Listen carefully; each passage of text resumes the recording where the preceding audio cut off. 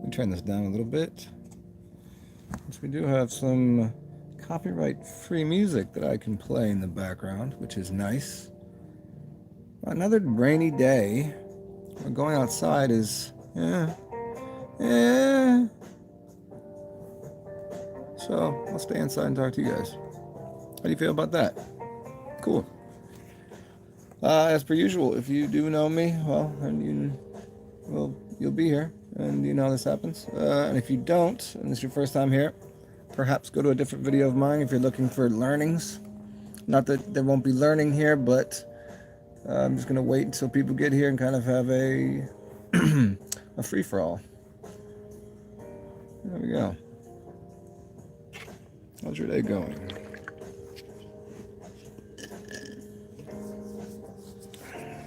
The weatherman, man. The weatherman is just like, what are they doing? How often? How are they just fully guessing? What's up, Jonah? Just fully guessing everything. Because I mean, obviously, there's weather modification programs and things, but like yesterday, it was all day rainy. Today, it was sunny for like 1 minute in the morning. And I was like, nope, we're raining. And I looked at it and it said it was supposed to stop raining at 1. And I think we've passed 1 o'clock. Yes, we have. And now it says it's going to rain till 5. Which kind of puts a damper on some of the things I needed to do today. So, oh well. I could hang out with you guys. Slurp down some coffee. Oh man, I made speaking of French fries, I made some of the best French fries in the world, according to Anthony Bourdain. His restaurant Les Halles in New York, I believe. There's a way to make French fries that are just magical. And it includes removing some starch, leaving them in an ice bath overnight, and then cooking them twice at 2 different temperatures. I just made some. I was using not the correct potatoes, but they still turned out pretty decent. Pretty decent. Usually you'd want to use like a russet, but I was using a red skin potato. Still turned out good though. Anyways, do I know the 13th son? Yes. Yes, I haven't watched this stuff in a while. The Archangel Gabriel? Well, the dude is who isn't I don't really talk about people like that. I don't know his life. I don't really care to speak with people like that. I don't know him. Like it's funny enough speaking to somebody like Gates and all of these other things that go on TV. I don't know. I can't really talk ill of other people on the YouTubes. It seems silly. So anyways, what's next? Because, I mean, astrology is astrology, man. Shall the sinner cast, the non-sinner cast the first stone? That's always the way I feel about it. And I don't even like the Bible. I love it. I think it's a great book. Well, check it. Let me go refill my coffee here, and I'll be right back. You guys stay here. Don't move.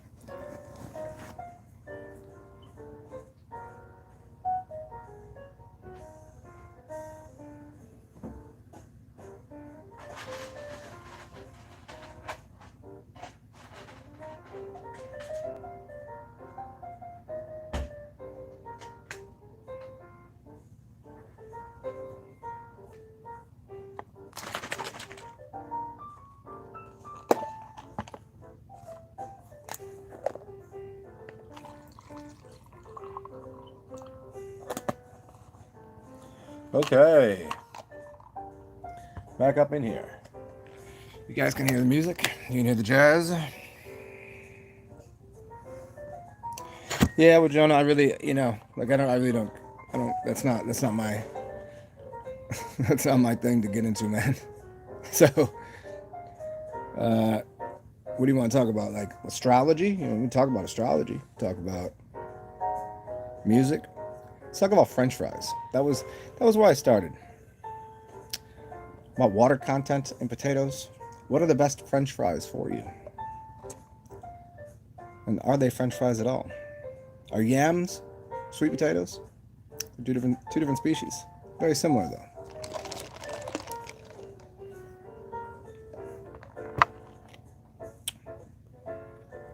Can you guys hear the jazz?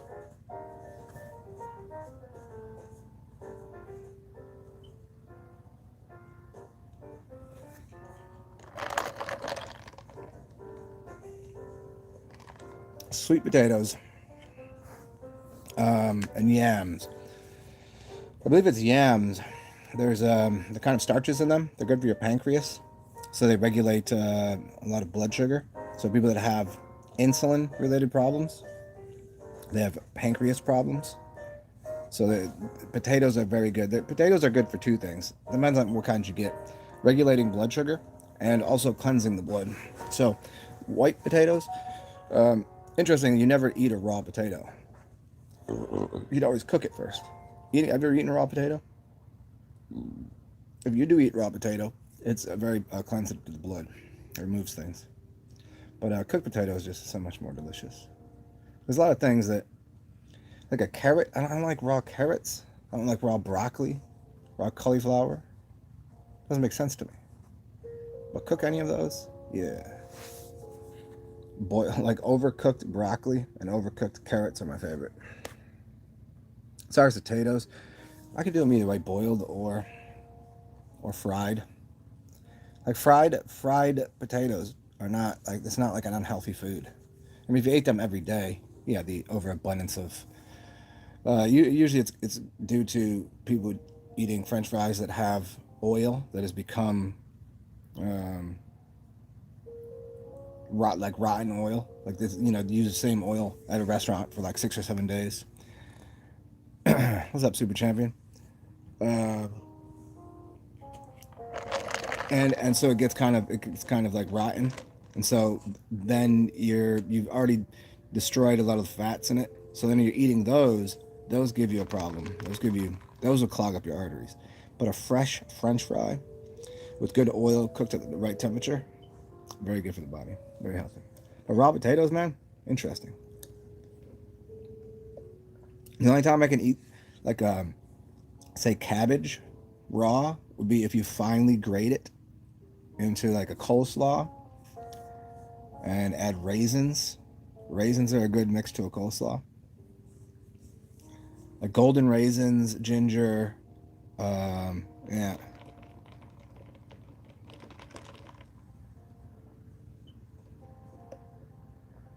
Yeah, Joni, I don't. You've given me a couple interesting ones. I'm gonna have to look up. The 11th dimension Nova Energy.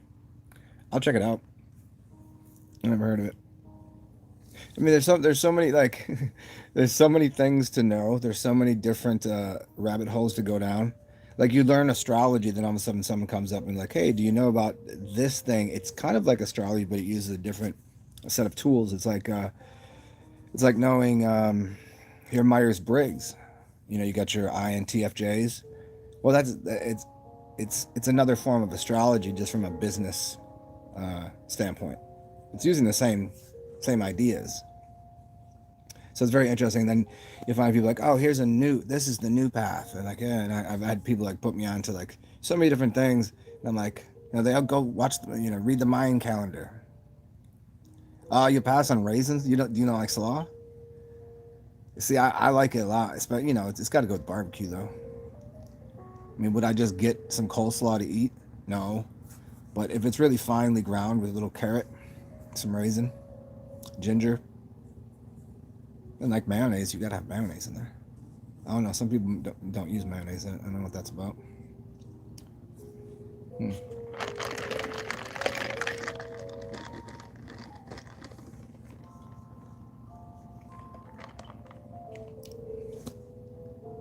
Oh man, and so I've you'll get to see my herb collection pretty soon, because I thank you to whoever's given me some dollars. I have a cupboard coming, so I can take all of my herbs. I cleaned up everything in my house and got some things out of my closet that I've been, because somebody wanted me to make them something, and I was like, oh man, I gotta dig through all this stuff to find the herbs. Now I have a closet coming, so I can put all my herbs out. I'm gonna be able to use them more often. So I can, you guys can, if you have any ailments or something, you can tell me what it is, and I can put you together a tincture or a concoction of herbs and send it to you. That could be fun.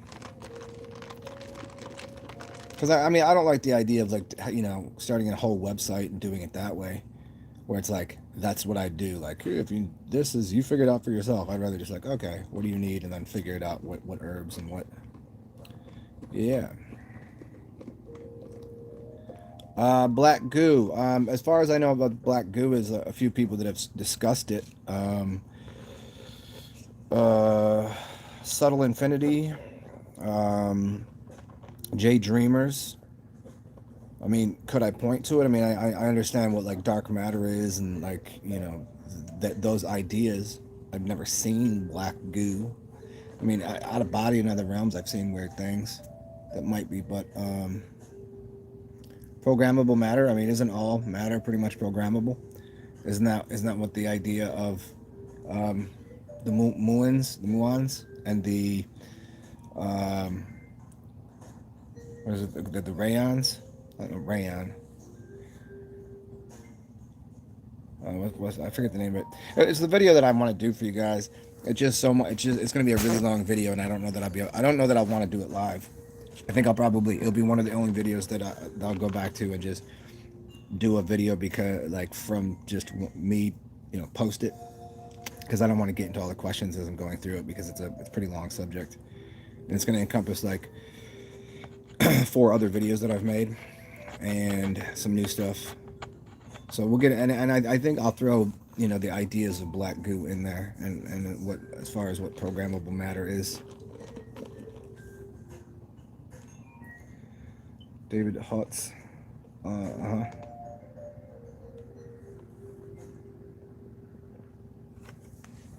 Hey, 222. And it looks like the sun might break here. That'd be cool.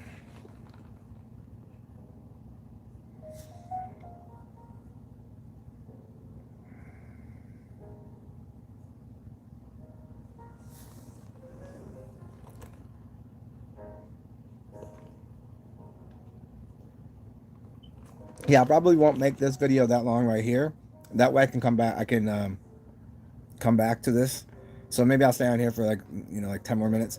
Then come back here and check out what you're talking about, the black goo and the programmable matter and stuff. And then that way I can come back in like an hour or two, and we can go a little deeper on that, or even later today. Because I really haven't. I haven't really been keeping up with anything, current events and whatever. And I've been kind of into reading a couple books, so I haven't really had, like, jump off points for ideas. Because normally I could come sit down and be like, okay, here's 30 ideas and talk. And so, like, now I can use you guys. You guys give me ideas. Ooh, excuse me. Maybe what I'll do is I'll post a question thingy. And you guys can type in, like, ideas you have for shows. I did that earlier today, but I guess nobody saw it.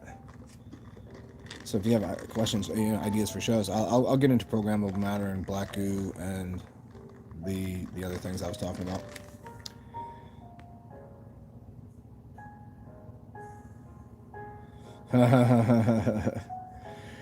Man, it's interesting. The chemtrails that they spray here, they seem to not work the same day. They seem to do something the next day, and it's usually just rain. It's not necessarily over. Like, I definitely, there was, when I was out 2 days ago, I seen some chemtrails. I mean, I still have my ideas on what that is. I've talked about it before. But nonetheless, yeah.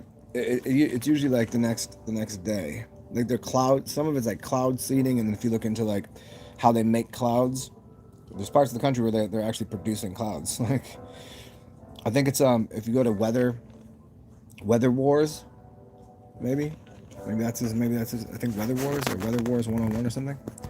And he does his early videos. They're really big. He explains. He's like, he shows you all of these maps of where. He's like, why do all the clouds start in these certain locations? And he'll overlay maps on maps, and he'll go to these spots, and there's like there's literally machines there that are producing cloud vapor. But then obviously afterwards, as that starts to form a cloud, there's other things they can do with, you know, with other aerosols and things in the sky to coagulate the waters in the sky. She has really interesting stuff.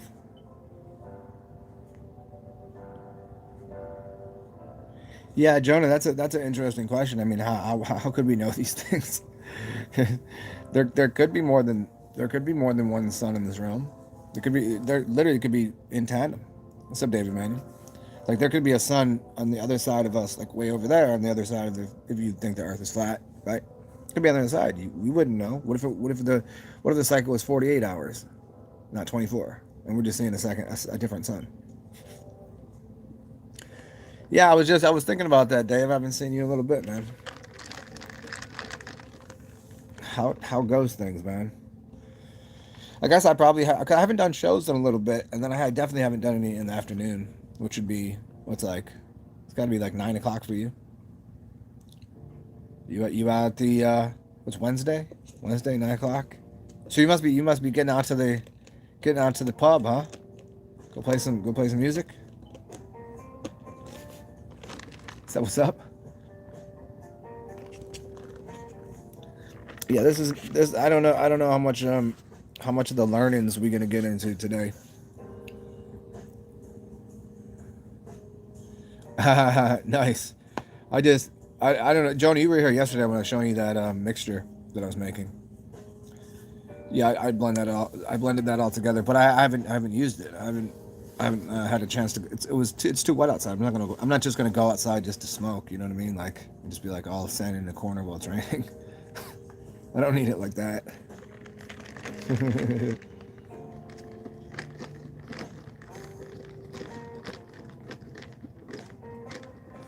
Oh well, there you go. It's more better that way, man.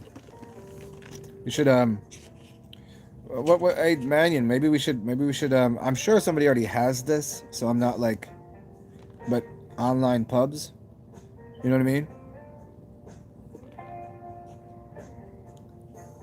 I don't smoke indoors. No, not no. I mean, have I? Sure, you know what I mean, but not really. I don't. Like if I have my own place, perhaps. But yeah, but I smoke so infrequently as well. It doesn't really. Yeah, but online pubs. You know what I mean? I mean, I don't like the idea of it because I like human interaction, but like, you know, where do you want to go? What kind of bar you want to go to? I mean, it's got to be out there, and if it's not, like, hey, if you know somebody, let's start that. Go, well, okay, what kind of music you want? So it'll be like a room, like I don't know, you know, kind of like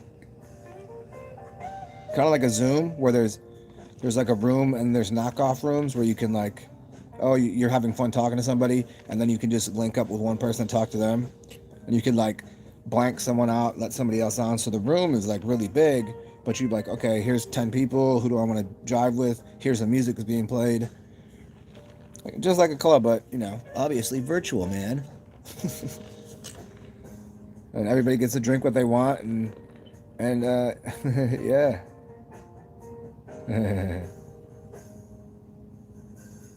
And David Mannion, let's do it. You already got the idea. Let's go from there. If we can hash that out, man, that'd be wicked.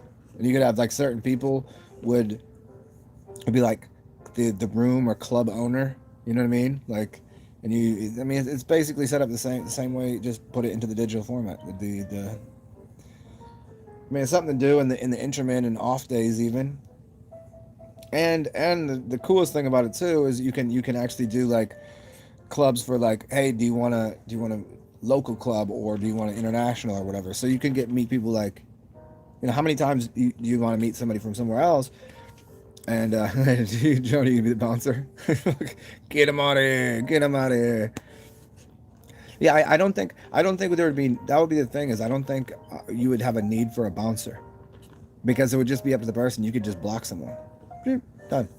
It would be like the whole room would be available, and then you could just be like, all right, I'm linking with this person, or everybody else will shut off. You go to a separate room, or you just, yeah, it'd be too simple just to let everybody have control of their own. There'd be zero need for a bouncer. You would just need like a DJ host. Yeah, I mean, you wouldn't even need that, because I mean, like, you could have the room like as a totality, but everybody could just go to a separate room. Like, you know what I mean? I mean, I guess maybe in a main room you could maybe have someone in a timeout, kind of like Zoom. It would take off a lot of the ideas of what Zoom uses with the breakout rooms and stuff. And even that could be with other. So basically, what you need is somebody to host the music, and then the style of the room, And the cool thing is, again, how many times you're like, oh, it'd be cool to meet somebody from another country or something, or like maybe you're gonna fly there in a couple weeks, and you have a vacation set, and you could like go in there, like, okay, what's going on in this country? Hey, you kick it with somebody, and then you go over there, and it's like something to do. So you know people before you get there. It's kind of slick. It's kind of slick. It could be. It's a nice avenue to meeting people. I mean, as much as I like the idea of, I like meeting someone first. I like to know someone's energy, because in the opposite direction, it's kind of difficult. But if you know somebody enough from online interacting, you kind of know. But yeah, talk to your bro about it. We'll set that shit up, man. It'd be yeah,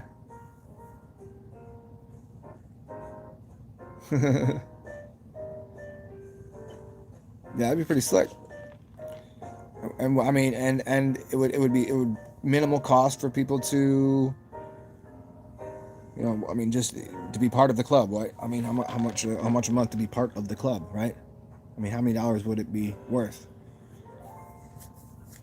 I mean, shit. And then so all we'd have to figure out is obviously server and hosting, and then I mean, and you wouldn't even have to think about servers being overrun, because you could be like, okay, there's a limit on it. There's a limit for this until this is how many people we can put on the server, and that's it. And then if that works, open up another one, and open it up to another whatever.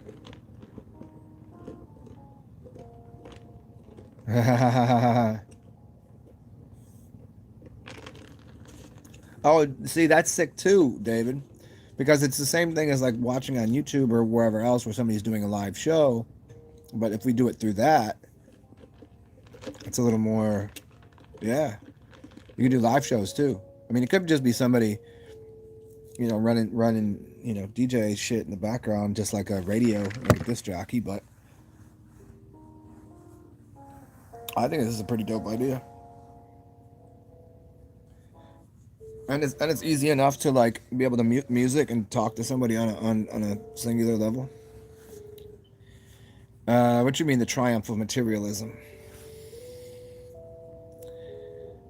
I mean, I still side with Alan Watts on this one. There's nobody that's a materialist out here. Nobody respects material. To be a materialist, you'd have to have materialist. You'd have to have respect for it. There's not too many people that do. We live in a throwaway culture. Nobody cares about material, but they're not spiritual either. they're freaks with microphones. They're mental. They're mental. They're lunatics. But I hear what you're saying. And like everything goes to the material realm. Well, for anything to exist, it has to go through the material realm, anyways. to rely on it, and you know, I've already gotten to the downfalls of that, but just like anything else, you're on a phone, you know, I'm on a phone, computers use, like, you know,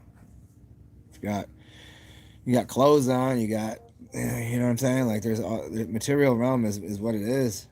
I mean, do we rely on it? No, you don't look to it, but it's, hey, it's how you have fun as you're smoking that joint, right? Plus, that's material. That's plant material with spirit in it. Same thing with the internet. There's spirit in there. It's whatever you bring to it.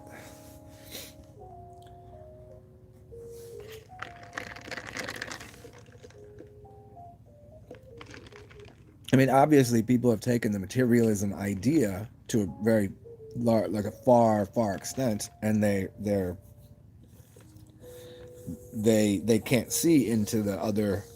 That they're very minimal in the mental realm, and definitely not in the spiritual realm per se. But they're very grounded in the material realm, and they think that's the whole thing, scientism and material realm stuff. But uh, it's a good avenue. I mean, there's no, you know, there's no other else way to explain it. You have to use language to explain what language is not.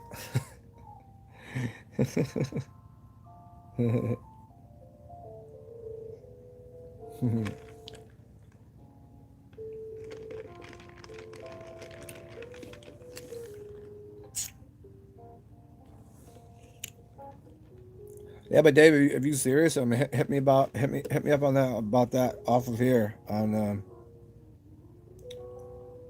the irre Instagrams, because I mean, dude, that could be, I mean, easy win.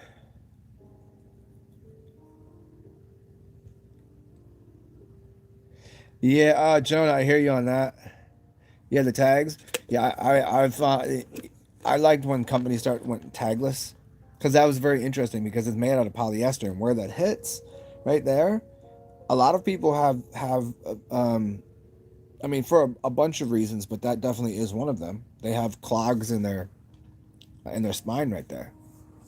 I mean, some of it's just dehydration, some of it's posture, some of it's a lot of things, but surely that tag is not helping.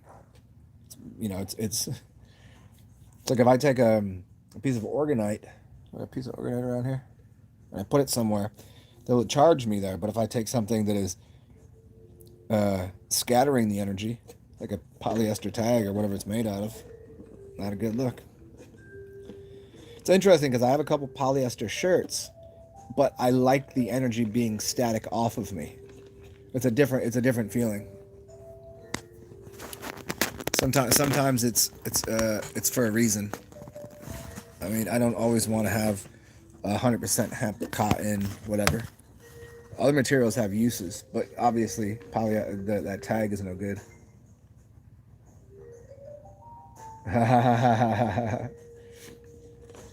Yeah, Jonah. Yeah, that's very funny. Little circle, square, and an X. Yep. I'm gonna go see. I don't know if I have any. You know, I'm gonna go see if I have any T-shirts that have any left on there. No, these ones. I get all the tagless ones. It was funny because, you know, even growing up, every time there'd be one there, you'd be like, "Oh, what is this?" And you'd rip it off, and there'd be a hole there.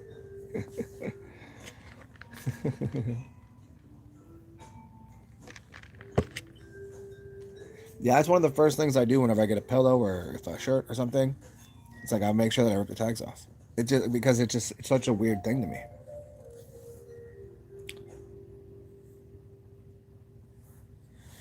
Yeah, leather is very important. There's a reason they use leather for wallets too, because it's containing currency. Leather is very important. But then again, I mean, the process in which they make leather these days is much different. Tanning a hide is different than what it used to be. Types of chemicals they're using. But in the best possible way, leather is a good purpose for that. I mean, I would tend towards probably silk and hemp, and you know, but definitely leather has its uses. Depending on, I got, you know, again, it depends on where you live.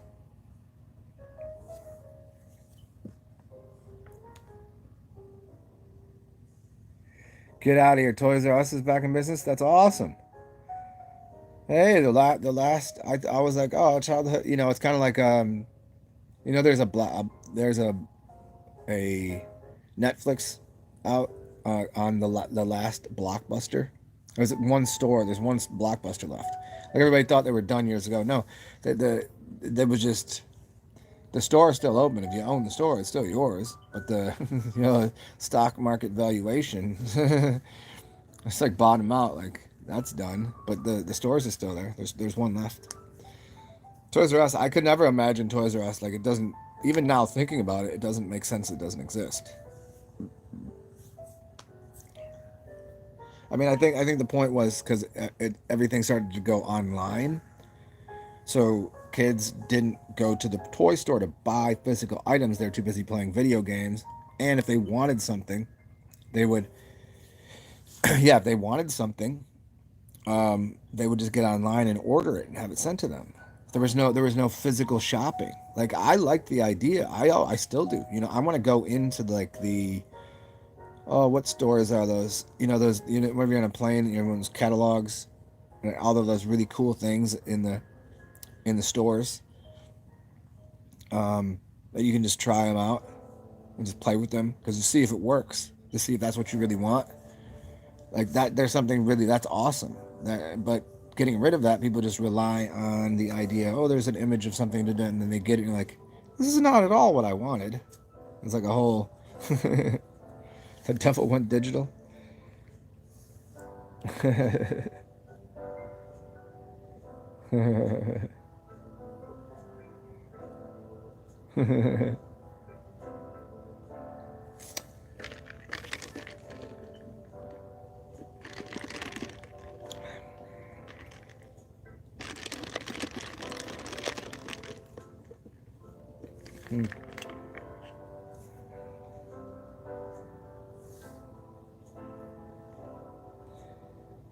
Yeah, they're like in your like it's kind of like I mean there's plenty of movies about that. I mean, but like I mean, aren't we already kind of in Westworld, where it's beyond digital? It's into like multiple. Like is that person an NPC? Are we? Is it all? is is is some people walking around as Divine Hazel? What's going on? You think Walmart will close? I can't see that. I don't understand how that would work. They have to have outlet centers. I don't know. I don't see Walmart closing. Amazon might the business might go somewhere else, but I don't because I was wondering why whatever dude got out of so much of his stock, and I think it was only to invest in something else. I'm sure he'll buy back into Amazon soon. Yeah, I can't. You know, as much as the world is digitalizing and going towards non-analog systems, you still have to have brick and mortar. People are still going to exist. There'll still be cars. There'll still be physical objects. So you still have to have. I mean, as much as they're trying to push for non-human interaction to just work, play with robots.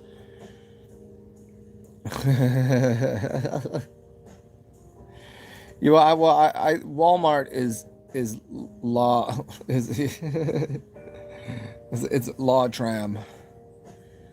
It's a wall. That's a yeah.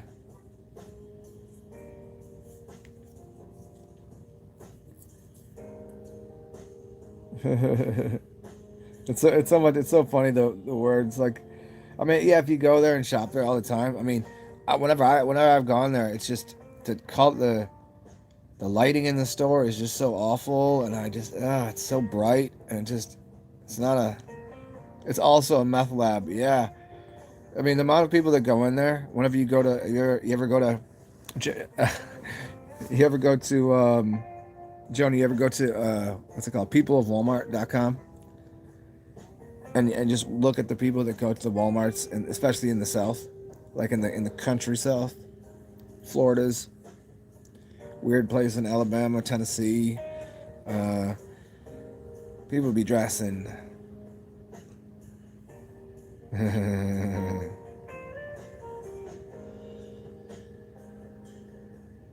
Yeah, Divine. I mean, I did my best to avoid it. I mean, I probably haven't been to a Walmart in a year and a half. But sometimes there are things that just it's the cost, cost to benefit ratio. I just can't afford to buy from a local vendor. I mean, I would like to, but I don't have 35.50 to buy a T-shirt when I get one for $4 at Walmart. You know what I'm saying?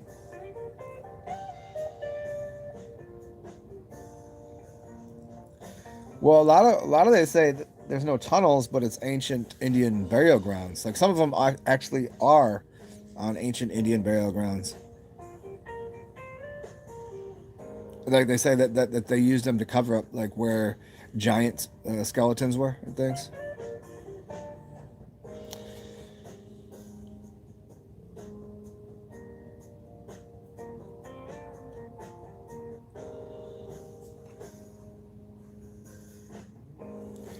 Yeah, the tunnel. Hold on one second, y'all.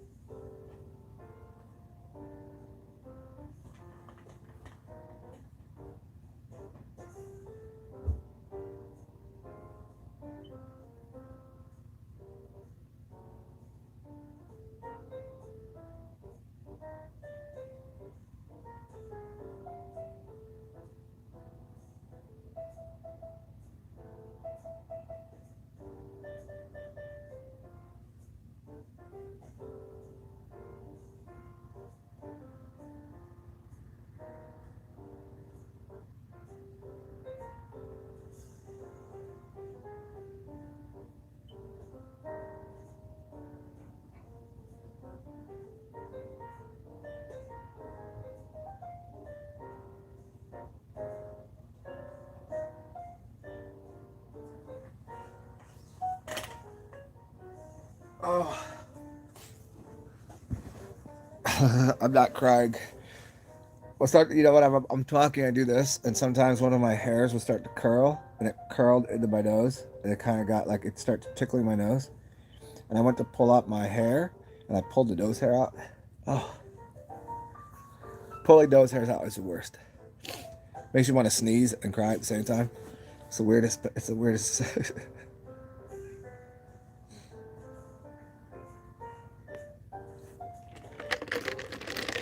I mean, yeah, Jonah, you shouldn't have to rely on anything for anything. Self-sufficiency. Yeah, but there's however many people on this earth, and we're all interdependent. We rely on each other. And I get you on the food thing. We should be able to just go into nature and get what we need. But like for most people to transition to that, that's a whole thing. It's a whole thing. If everybody just right now just said we don't need to rely on it, it couldn't work. It would go into complete chaos, anarchy beyond belief. I don't mean the good anarchy. I don't mean the good chaos. But I get you on like not needing. Like there's a lot of things you don't need. I mean, what do you really need? You need to breathe. That's about it. And if you're out of body, you don't even do that. But okay, here we are in this realm, and we live in, do you need a car? No. Do you need it? Do you need an airplane? No. But it's nice to get in a car. Do you need a bike? No. Nice to have one. Do you need shoes? No. But sometimes you're walking places, it'd be nice to, you know what I mean? There's too many physical objects that it would. Like what kind of yeah, getting back to like, oh, there's just got to be one with the earth and it's all we need, and did it like, yeah, I get it, but look at all this majesty and splendor, and look at all this cool stuff. It's like it's part of the experience, and to dismiss that would be dismiss physicality in its totality, and then you wouldn't have an experience. So, but I hear you on the food thing. I mean, the number one thing that if we could change society in some way, grocery stores would just become places where people can pick up leftovers, but the streets get rid of. There's enough room in every city, not in every city, but every suburban area, and then further out, that you can start planting food everywhere. And there'd be plenty enough food that people would be able to access. Once you get rid of people's food costs, they'll start eating different.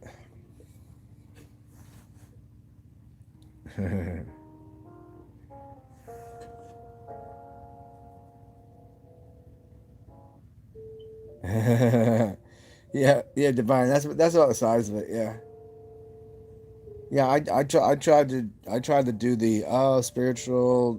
Let's do vegetarian. It's not it's not even, it's not worth it. I mean, it's cool for a little bit. It's cool to like kind of I have to fix that one. But you don't just like, oh, we're not here in the Matrix anymore.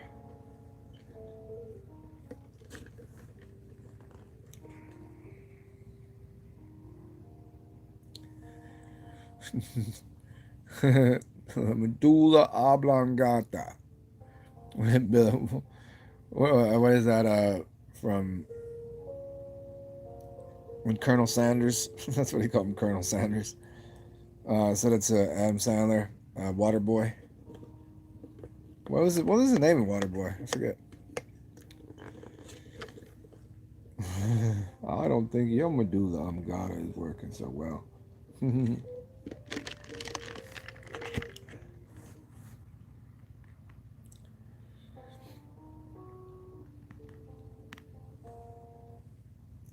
Hey, so everybody here, I'm gonna keep this under an hour just for a number of reasons, because I want to go back to and check out the couple things that Jonah said to check out earlier, and if I don't, it'll take a long time to upload to come back as well. Upload it where I can come back and see the comments.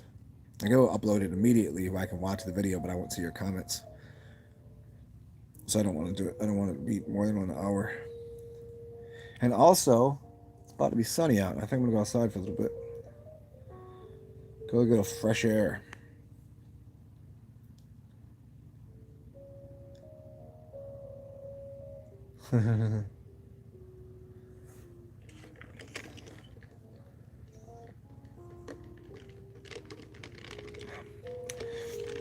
Speaking of, like, you come to this physical realm to have a physical experience, right? You ever have those days where you're like, there's something that I'll figure out that will unlock all of the keys to the universe, that kind of thing. And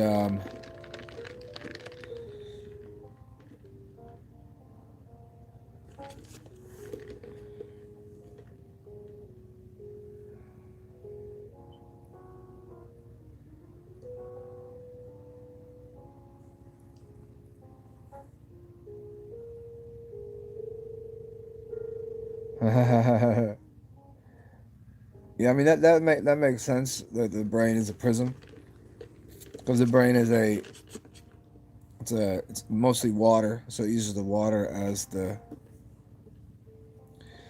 it collects the sun, so that's where there's but yeah, but if you correct the mirrors inside of your brain for yourself, then they can't. There's not much they can do about it. Just turn all the mirrors against them. Ching ching ching ching ching.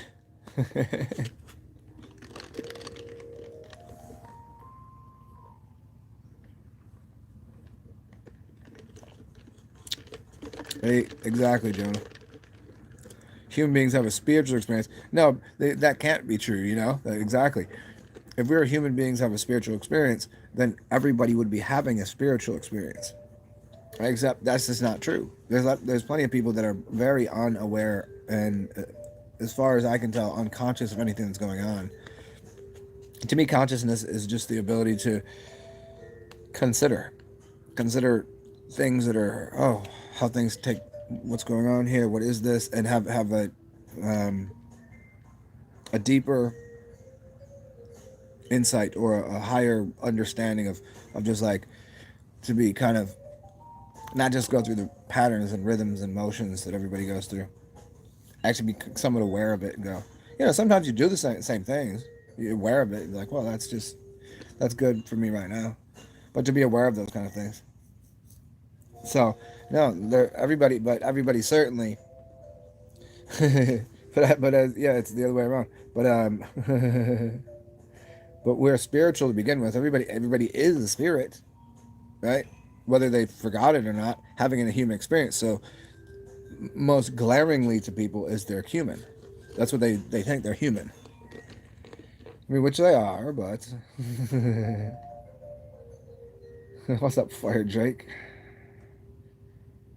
Oh, it's 70 there? I don't know what it is here. I know it's in the 70s, but it's been wet, so I don't really. And I broke one of my sandals the other day. Oh, anybody out here wants to donate a couple bucks to me so I can get some new sandals? I broke a pair of my sandals. They were like 4 years old, anyways. Barbecue ribs, broccoli, and garlic smashed potatoes. Oh, that sounds so good. That is the way to do it. Broccoli and smashed potatoes. Do you like smashed better than whipped? I like whipped potatoes the best. Yeah, like when you get it really fluffy, and then you even use some whipped cream at the end. Feel like you whip them up and you use some heavy creams and butter. Same thing, but you go past. You go from smash would be first, then mash would be second, then whipped would be when it starts to get fluffy, and then you fold in. you fold in the whipped cream at the end, and you can even make the whipped cream garlic whipped cream. Yeah, boy.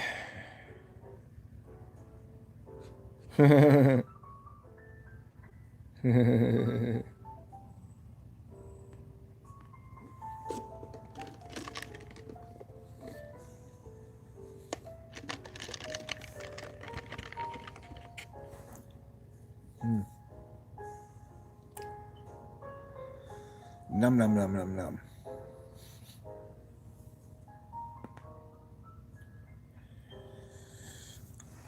So you guys missed it. I made some pommes frites earlier. I don't know, pommes frites, French fries. But I gave y'all the recipe to do it. Well, not really the whole one, but it was. If you guys want to look it up, they were so awesome. Go look up the Anthony Bourdain recipe for Les Halles, his restaurant in New York City. Look up their recipe. It's pretty simple, but you just gotta. You just can't make them right away because you gotta put them in an ice bath for a while and you cook them twice. They come out fantastic.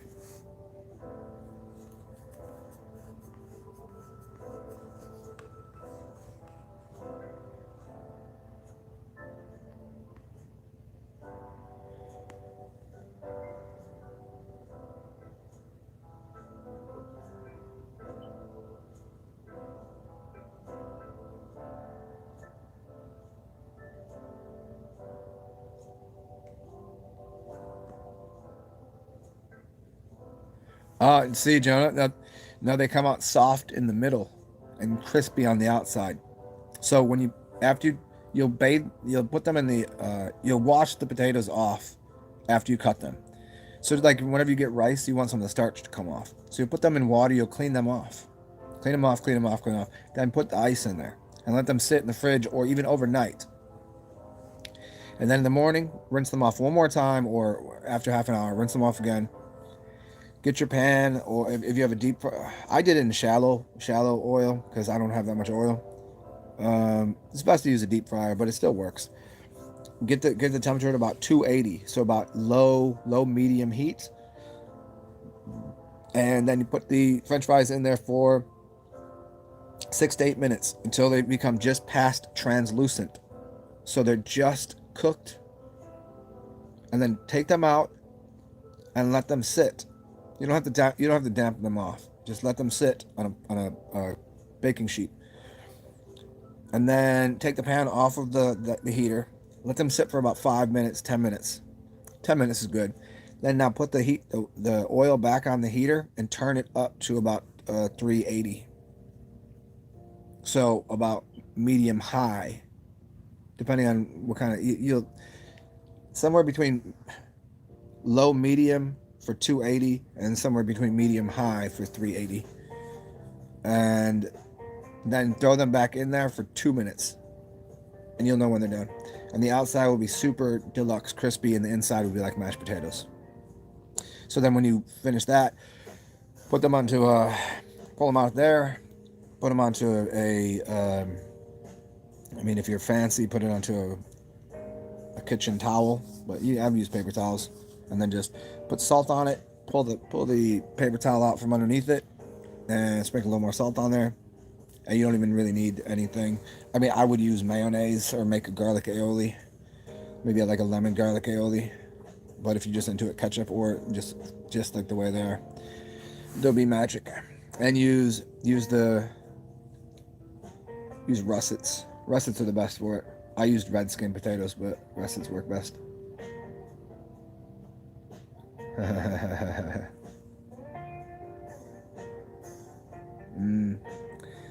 Oh, whipped cream, you're making me want some whippets.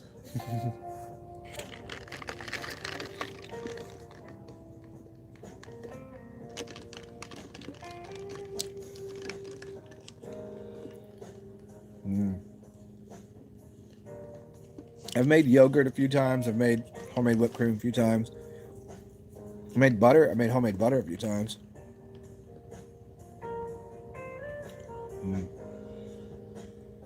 Whenever I used to go to the farmer's market, that was the best time to try these things.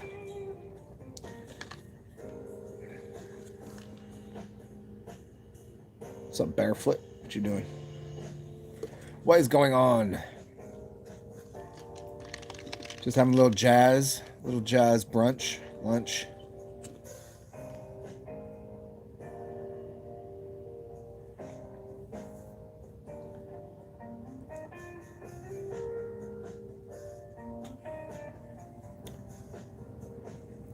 Perhaps tomorrow I will. Perhaps tomorrow. I know I've been putting this show off for a couple days now because I told you it's a lot of info. But perhaps tomorrow I'll actually do a show, more of a learnings kind of teaching show. But today, we just been shooting the shizzles.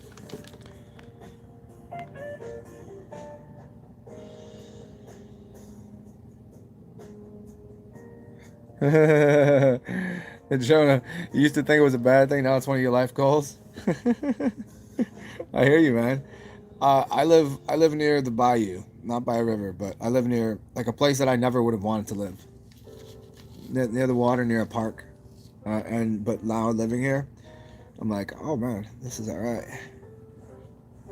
And I've been doing a lot of barefoot walking, but I still city life, so my feet are still getting. I do it every year around summertime. I'll start taking my shoes off, but at the beginning, when you first start doing it, you got to build up a little bit of sole on your foot, because you'll still be on sidewalks and stuff. Christopher Lee's up in here. What's up, man? What are you doing? How is lunch going? I'm drinking some coffee. And what have I had today? French fries. I had my homemade French fries, coffee, and a little bit of kratom. That's about it. And some piss. What is going on, Christopher Lee? And I've been doing a little bit of getting back into. As springtime rolls around, I get back into doing more physical exertion. And I've got... Oh, I'll start doing this for you guys. I'll show you all of my tricks, my bags of tricks and stuff. All of my fun stuff. This is a foot massager. This is for muscles. Loosen up your muscles. This right here is called a voodoo band, where you wrap up your muscles and your elbows or whatever. And you can removes your skin from your fascia from your muscle, and your muscle from your tendons, and it loosens it all up, so all of the slidey places, it'll increase flexibility really quickly. So like I can probably not touch my toes right now, but if I do this for a couple days, I'll probably be able to put my hands on the floor. Just like that. And then I got all my other toys over there. I just don't feel like getting them right now. You guys will get to see that next time. I got all sorts of cool stuff. Cooley High Harmony.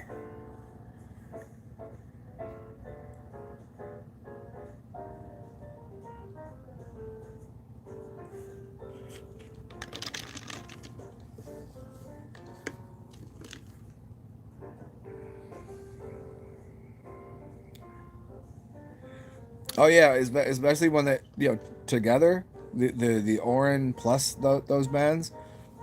When I a couple years ago, man, how long has it been now? Say a couple. When I lived in Indiana, I went from being kind of out of shape, and then I started going to the gym every day, and it was when I was a hardcore vegetarian. I was juicing, drinking piss, and using those bands, and I put on like 10 to 15 pounds of muscle, like super quick, and I could jump higher, and you know what I mean, like everything was like, and my flexibility went from like, I was like, where did this come from? I never could do this. It's never that flexible, just by using that and drinking piss, man. Yep, it's the way to go. It's funny too, most people just have a few key points that are like locked in their body, like maybe your IT band, maybe your maybe somewhere in your scapula over here, you might have something stuck. All sorts of little, like, just major spots that, like, if you release that one spot, your flexibility will go through the roof.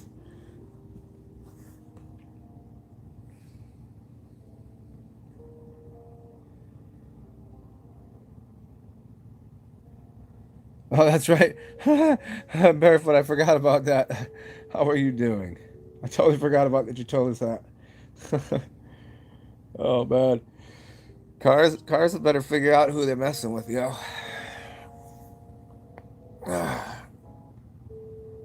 Oh, nice.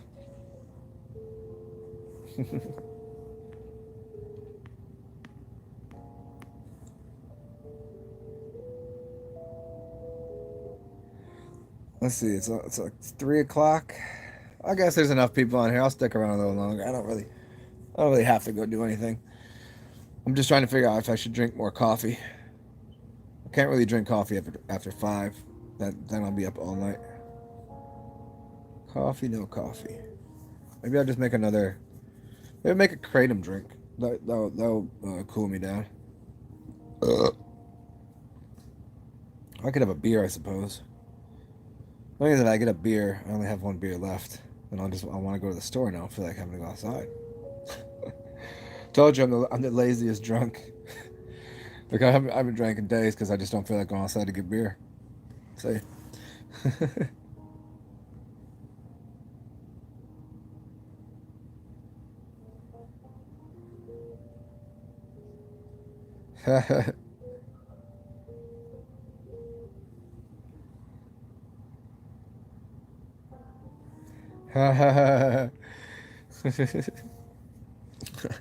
Sounds about right, huh?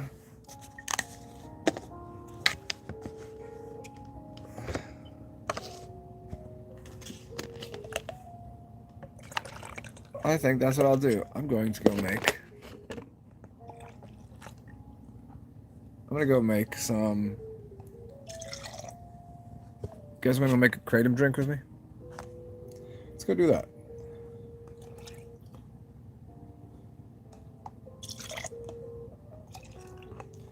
You guys talk amongst yourselves.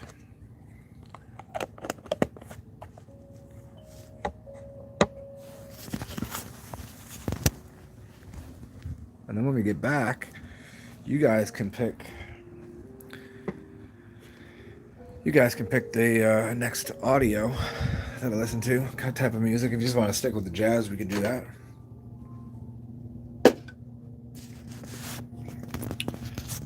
No, I've done a lot of analogs to it, and I've done other things that I've never gone the whole.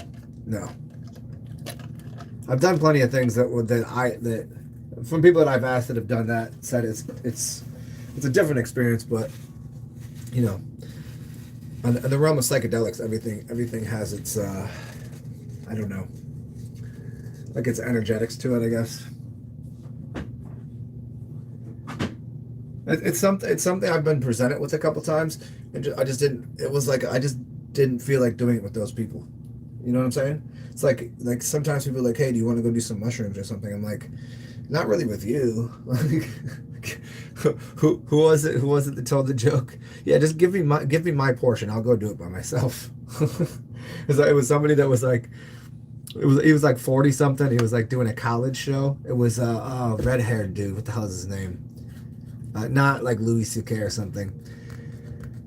He was playing a college town, and these college kids are like, hey, do you want to go get high? He's like, yeah, I'll smoke weed for you. And he's like, hey, you want to come back to this party? We got some mushrooms. He's like, yeah, I mean, kind of got to go home with my wife and shit, but if you give me the mushroom, give me my portion, I'll take that, and I'll go do that with my wife. You can...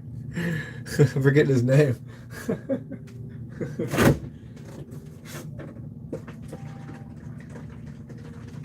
So what should we do here? We got a creamer, a coconut cream and almond milk. And then we'll do some red barley. We got ginger. And what else? So we got a ginger masher. Ginger. This honey or sugar? Honey. It's got some raw honey. Well, there's two kinds of raw honey in here. I just mixed the end of a jar because I didn't have enough room in my cabinet, but they're both pretty dynamite.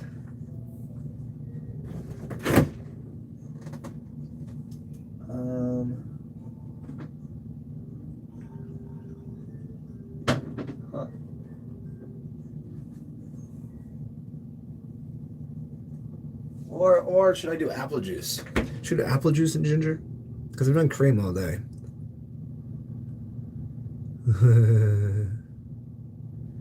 Ha ha ha ha ha. Fire Drake. Ha ha ha ha ha ha. It's interesting. I've seen him a couple times since. I talked to him a little earlier today. For a second, I seen him yesterday.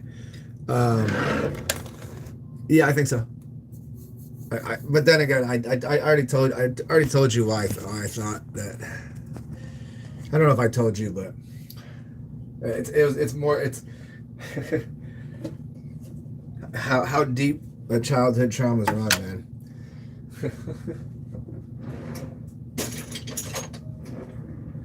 So what do you think? You guys think I should do? How about a creamy apple? That sounds like that could be fun. Let's try that. I've never done that before. Let's see if this works out. Ginger. So what we'll do honey.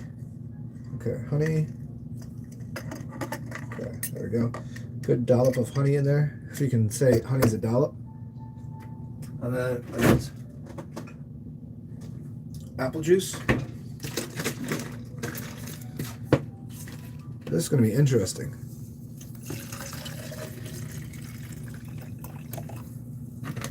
Okay, and I'm going to spill it all over the counter because I'm an idiot. Obviously. If you're not making a mess, you're not cooking. Okay. Anything else I need from in here? Oh.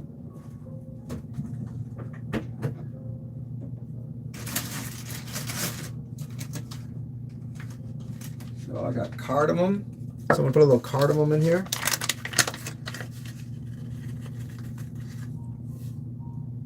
Oh yeah, that's going to go so good.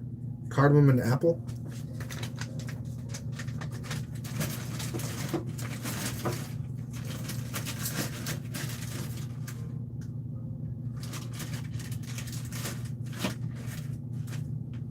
And I got star anise.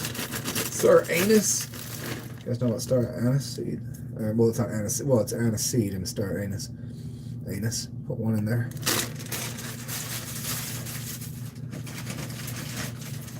And this would be awesome because I don't know where going here.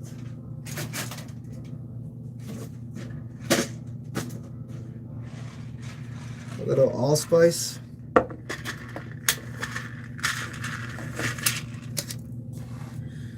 Allspice here we can grind up.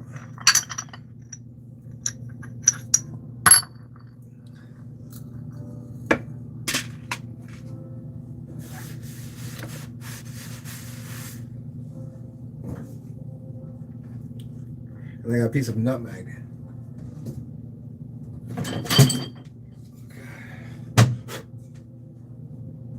So there's a fresh nutmeg. We're going to, let's see here. Let's work better.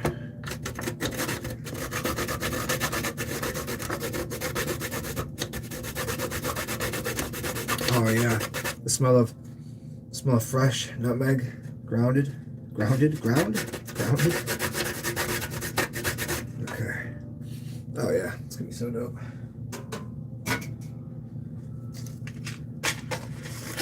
We got my allspice there.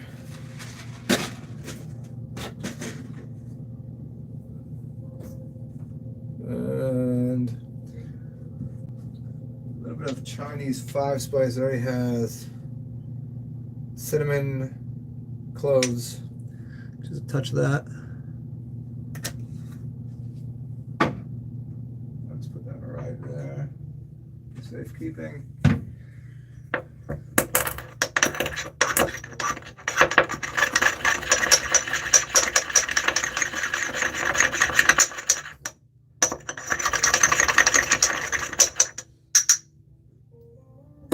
Mm-hmm.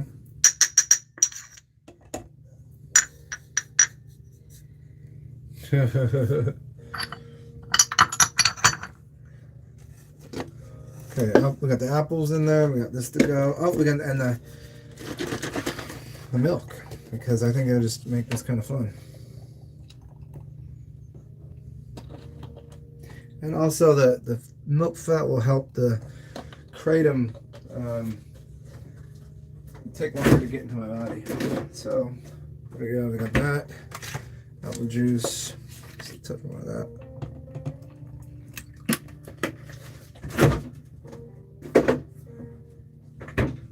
Honey's good. Oh, ginger. Do not forget the ginger.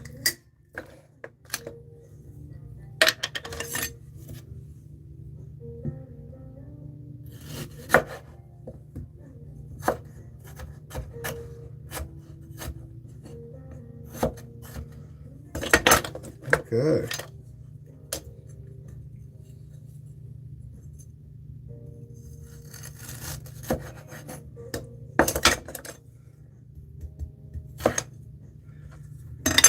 I'll be with you in about, I don't know, 2 more minutes.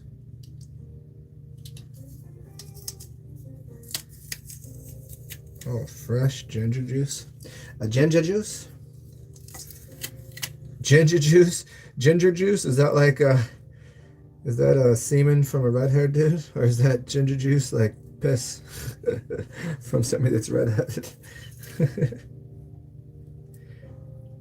Guess it could be just a sweat.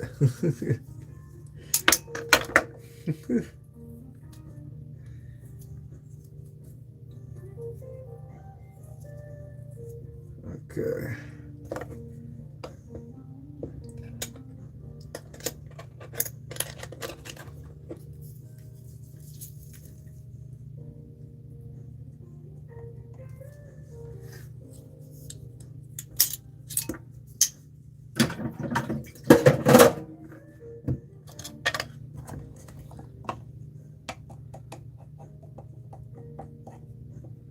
And the most important part. Oh man, that's gonna be fucking out of sight.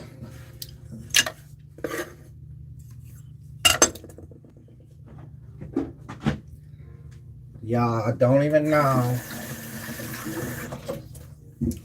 That fresh ginger really put it over the top.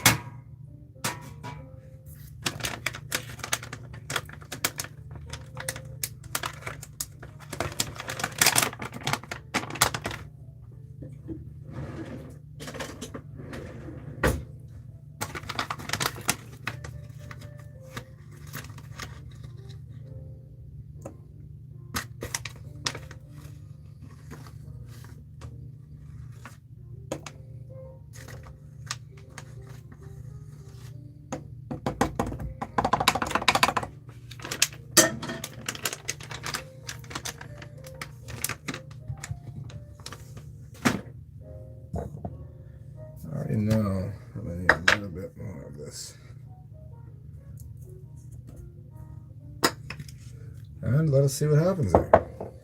Shaky, shaky.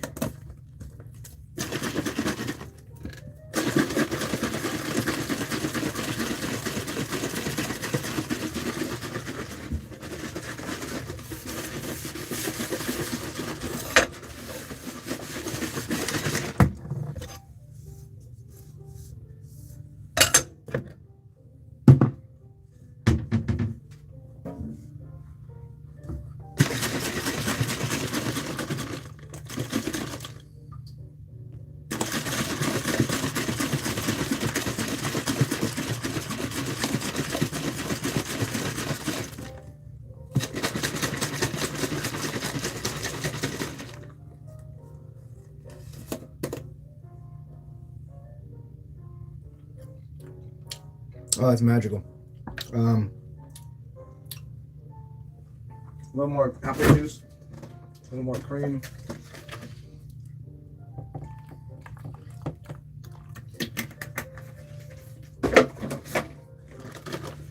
Apple juice and cream, dude? Dude.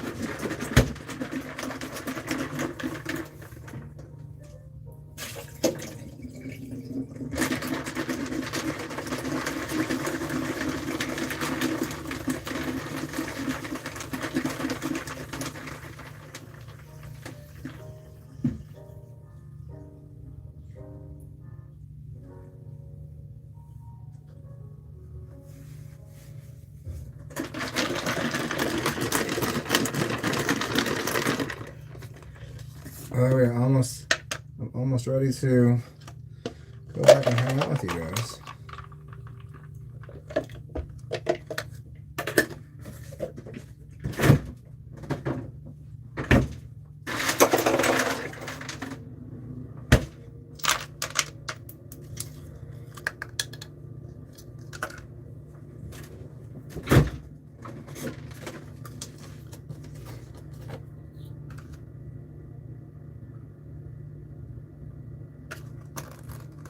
Cool. Cooley High Harmony, Al.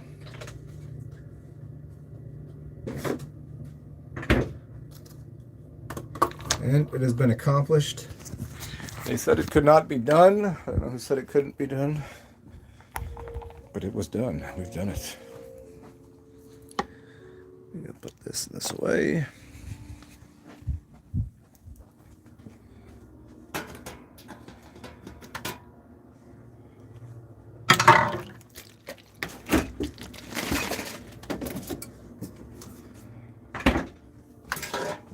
Oh, schwap. Don't mind me. All right, cool. Good to see you guys. I'm gonna switch his music up real quick. Let's see at least how much long is on left here.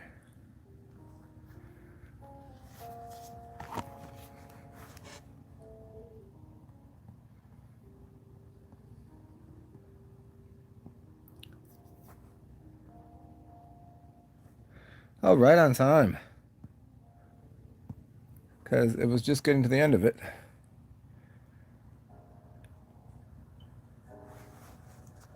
Alright. So what have I missed here? Who's up in here?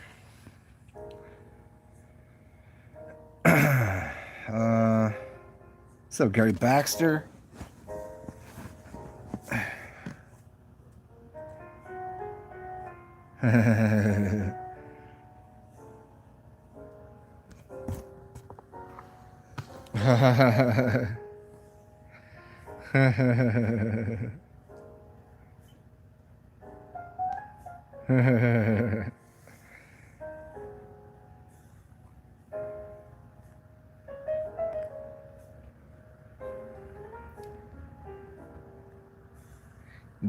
Gary?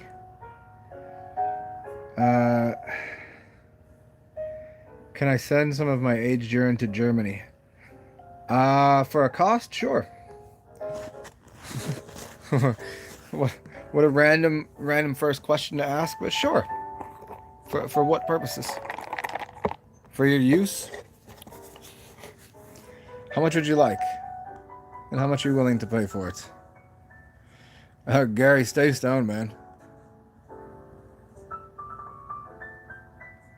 Yeah, my aged urine would definitely.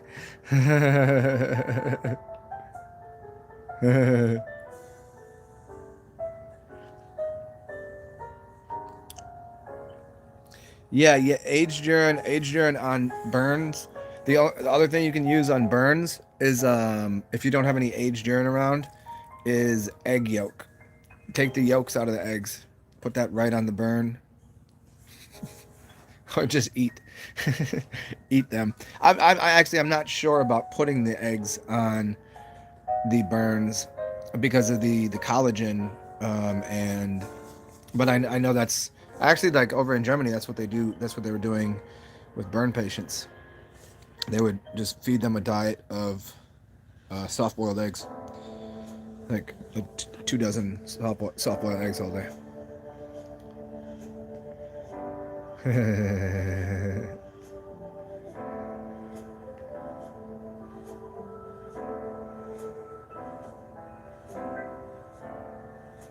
To fap or not to fap? How dare you make me say to fap? Ah.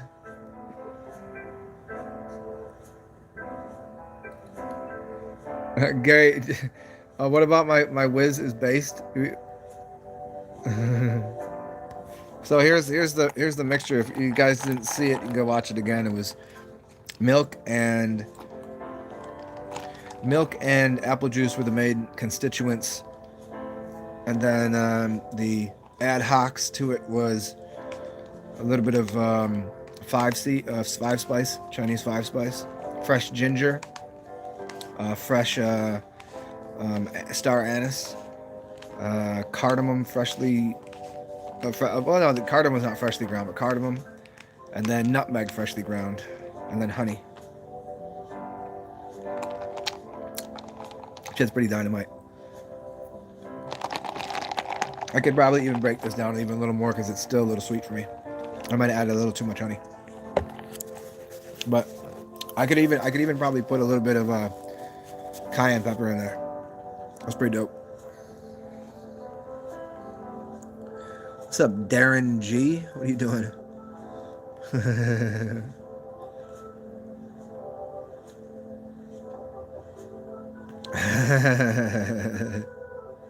What's up, Jay Marley? Yeah, that's for sure. Women are much more masculine than men these days. It's like the whole crossover that was supposed to happen up here is happening on the physical realm, and you're like watching it, and you're like, whoa. I mean, do you? I don't know.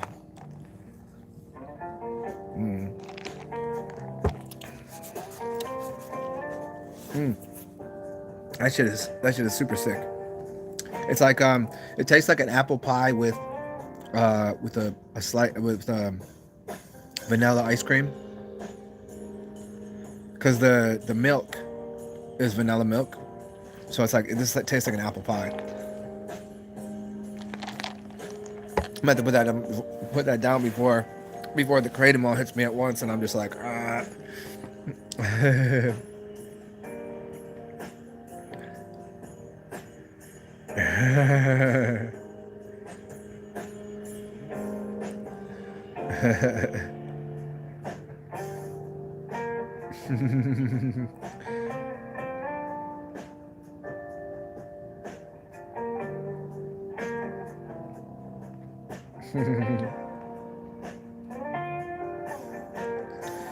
Jay, what kind of hand signals are you giving there?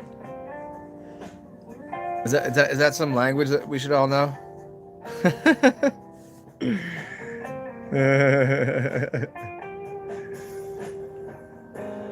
Fish skin, that would make sense. You put the fish skin on the burn, you're saying. That would make a lot of sense.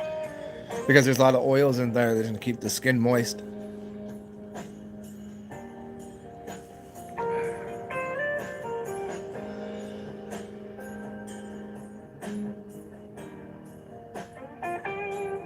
Yeah, too much water needs a little bit of water. Can't let it all get out of control.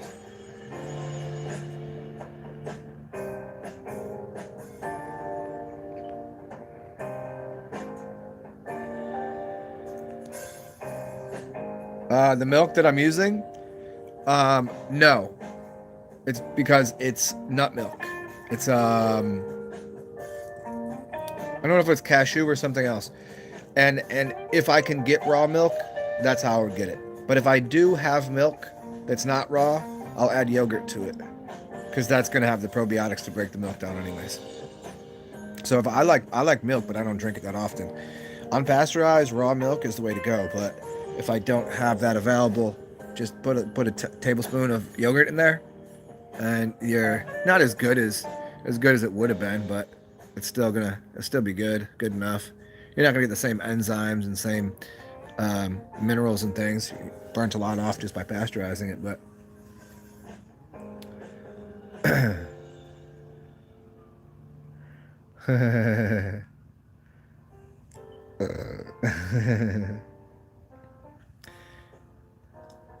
fish skin burns. That yeah, that it does. It makes a lot of sense though.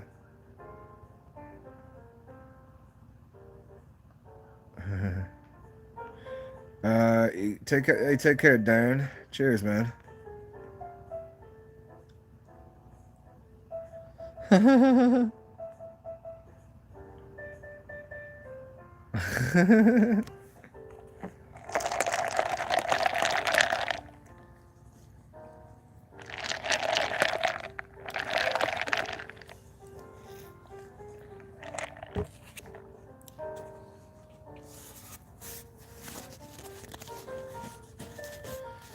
He's in the trees, not in the bushes.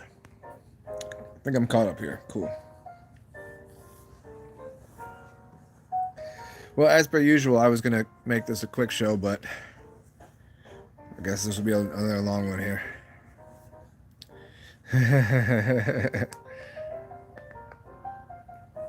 I actually might have to add a little water to this, man. It's so thick. And I can already tell the kratom is hitting me a little bit. I'm gonna throw this shit out. You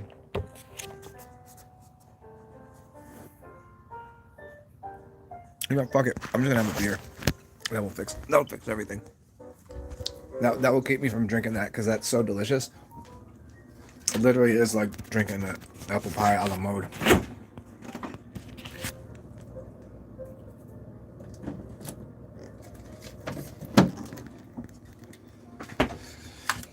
Or I have to be a lazy ass and just order alcohol in, which I feel bad about doing. Cause that's cheating, I think. If you're gonna get alcohol, you gotta go to the store and get it yourself.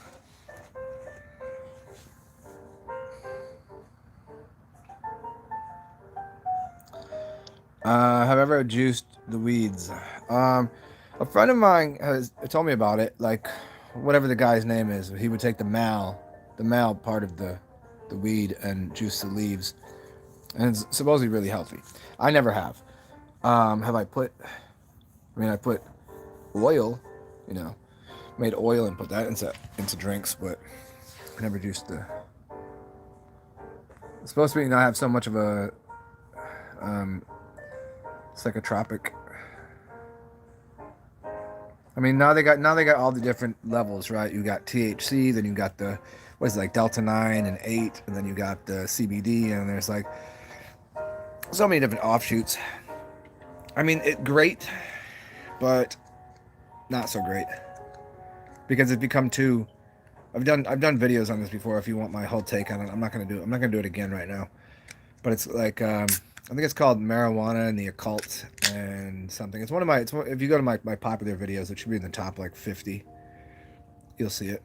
The basic breakdown is like once they started putting their hands on it, anybody, if they're not an actual alchemist and doing it for the benefit and trying to like cut things in part, and this is specifically for this and this is for this and make money on it, then they've lost. You know, how many times you go like, well, this is the strain I need, not this one, not this one. Like it shouldn't be that difficult. Just, can I get the weed? Which one? Here's a brochure. I'll talk to you in an hour. It's like going to a weed shop. It's like going to a uh, what the hell, a cheesecake factory. There's my joke. If I get that out of my face, going to a weed shop is like going to a cheesecake factory. You just open it up, and the menu is like huge. How many times? How many here have been to a cheesecake factory? Do you see how huge the menu is? And everything they do is good. How do they get away with that? How do they get away with having so much food on that menu and having enough people that know how to prepare all of that? And it's not even overly priced, and it's all good. And then they're not wasting food. Like, what's going on here? Is that all coming shipped in frozen? I don't know.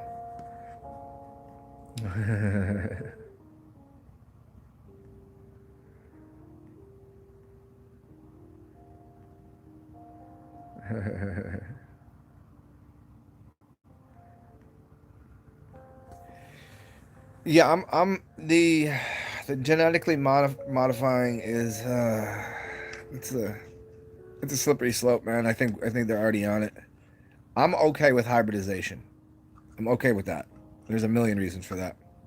I could read you some books on it. In fact, I have one right here that talks about hybridization. It's called Plant Intelligence in the Imaginal Realm by Stephen Herod Buhner. Funny enough that I just put, you guys are so excited. So thank you for people that have given me some cash recently. And I've been telling everybody that I need to get two things.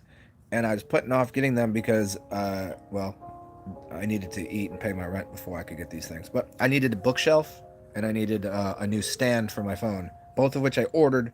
So they should be here by Monday. They should be here sooner than that, but because the way the shipping now with Amazon works, that two-day shipping, it doesn't always apply anymore. So nonetheless, so I'll have all my books out so we can access my books way easier and we can read them. So that will be cool. And I'll be able to put my phone up in different areas and you won't just have to look at this all the time. And I have to get one more thing, which is a battery charger thingy that I can plug in and then take with me. I've had two of them. One I gave away and one I lost. Really pissed about the lost one. I mean, when I give something away, it's like just how I felt that day. So cheers to whoever wants to have a beer with me. Gotta cut down on that kratom right now before I go into like zone out mode. I think I found my happy medium with kratom and alcohol. If I start earlier in the morning, I get some coffee. Afternoon, I'll have a little bit of kratom, a couple glasses of wine, and towards the evening, I'll have a couple more beers, and then some kratom before bed. And it's a day, and then I don't even really need to eat. I could eat. Makes it cheaper. I don't get too drunk, and gives me a good balance. I like it, and that's gonna be my pretty much my go-to all summer, and it's cheaper too.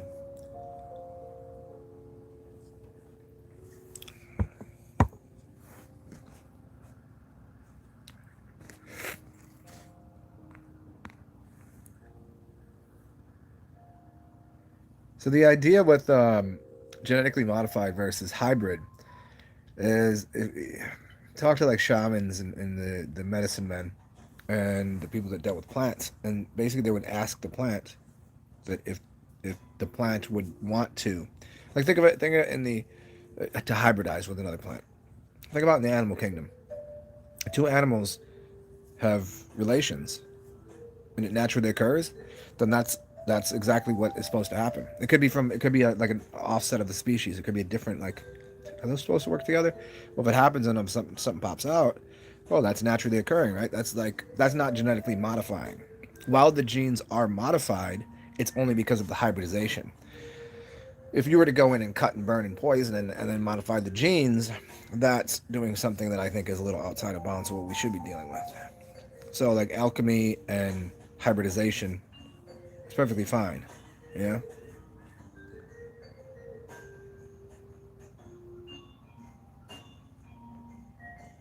What you? What do you? What did I miss here, Jay? Too busy? What is too busy? What you mean?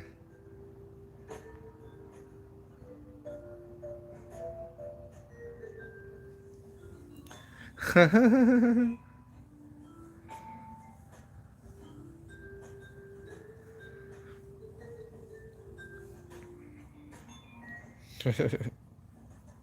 must have missed part of that conversation.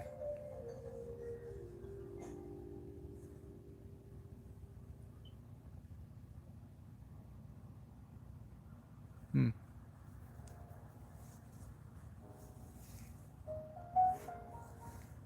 Oh, also, I started putting up. I have the. If you see me do like that a couple times, I have these butterflies that are on stickers. What are on stickers? You see one? Look at this guy right there. See that guy? It's like a 3D butterfly. It's got like a little sticky thing on the back, and I started putting them up around my house, and I forgot that I did that. So I looked over. What the hell is on my wall? Oh, my butterfly.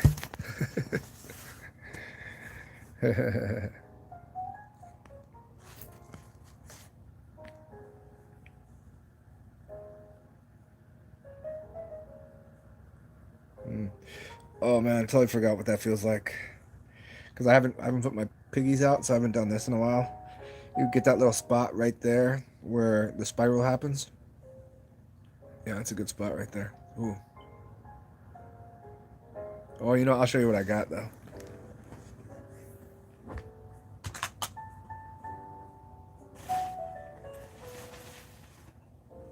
Told you all sorts of cool things. What you guys know about this? What you guys know about this? One of these things?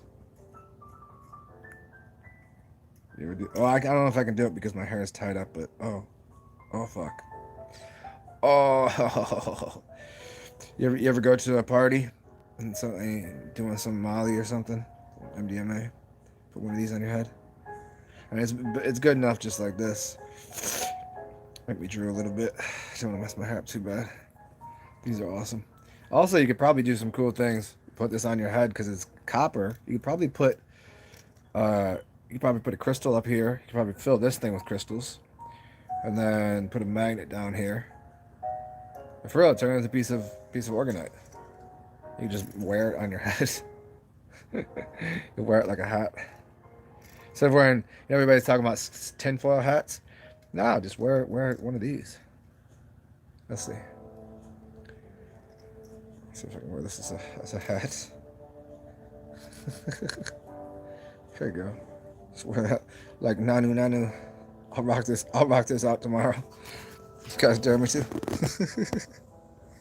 There you go. Oop, probably put that inside here. There we go. Got my new hat. Got my little thing at the back.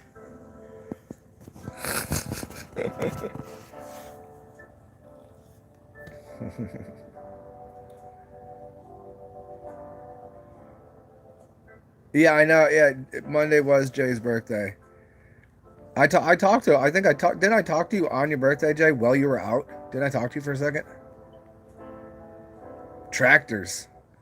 Oh yeah.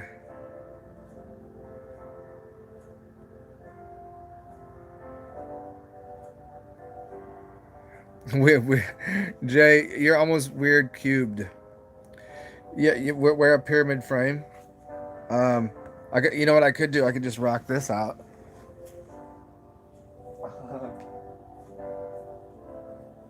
I could turn this big ass piece of organite into a necklace. That would be stupid. Feels kind of dope. I mean, I get the subtle energy off of it. I wouldn't say I'm like, if I sat here and meditated for a second.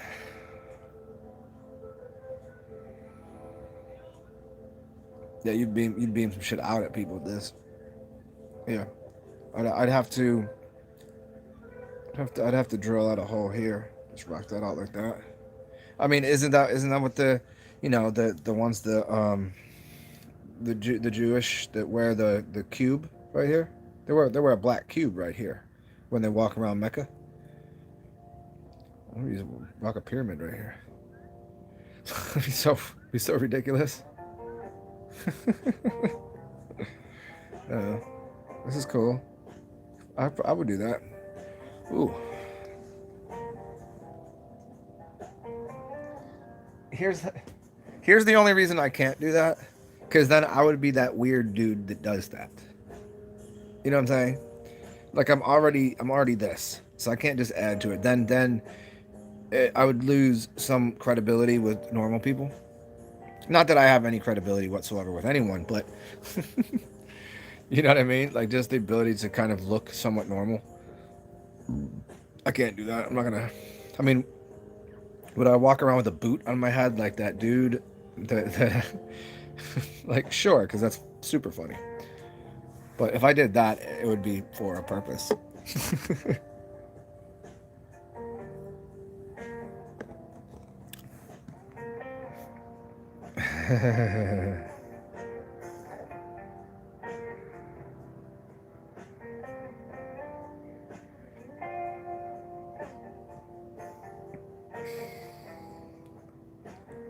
I don't even know what you're talking about. Oh, I know what you're talking about. Yeah. Well.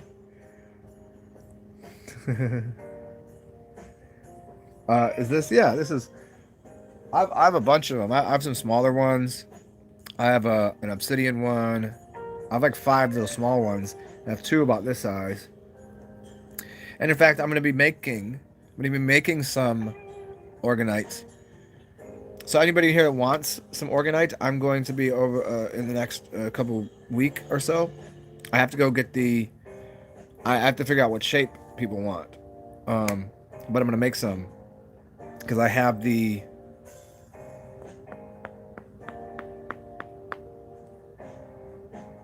epoxy. I have the epoxy and the crystals and things like that. So if you guys want some organite, I will build it for you. And if you want to just be sure that I know what I'm doing, go watch some of the videos that I made on how to design organites using magnets and other things. This from years ago, because I definitely know what I'm doing with it. This I did not make, but whoever made this knows what they're doing. So if you want to order some from me, that could be cool. You could order. You just tell me how big you want and how much you want to spend, and I'll make something for you. Sound good? Great. You guys know how to get at me. Oh, and if you don't want to go through all that, just want to donate to me, you know how to do that too. It's beneath CashApp, PayPal, all that good stuff. TsarXen, capitalize that X. But if you want to buy stuff from me, I'll design things for you. There's all sorts of things I can make for you. But organite would be fun. I haven't made it in a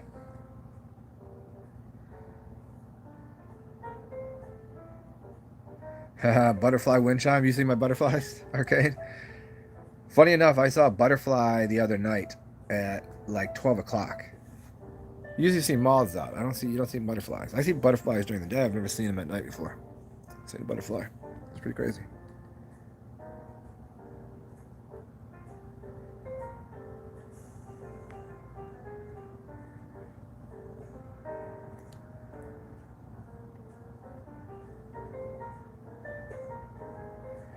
You're trying the yellow Sumatra. The white Borneo is a little more upper. It's a little mental, right?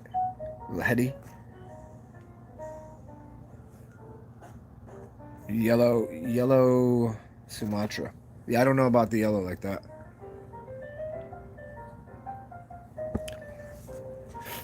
See, I mean, well, because even if you have the same color, it depends on where it comes from.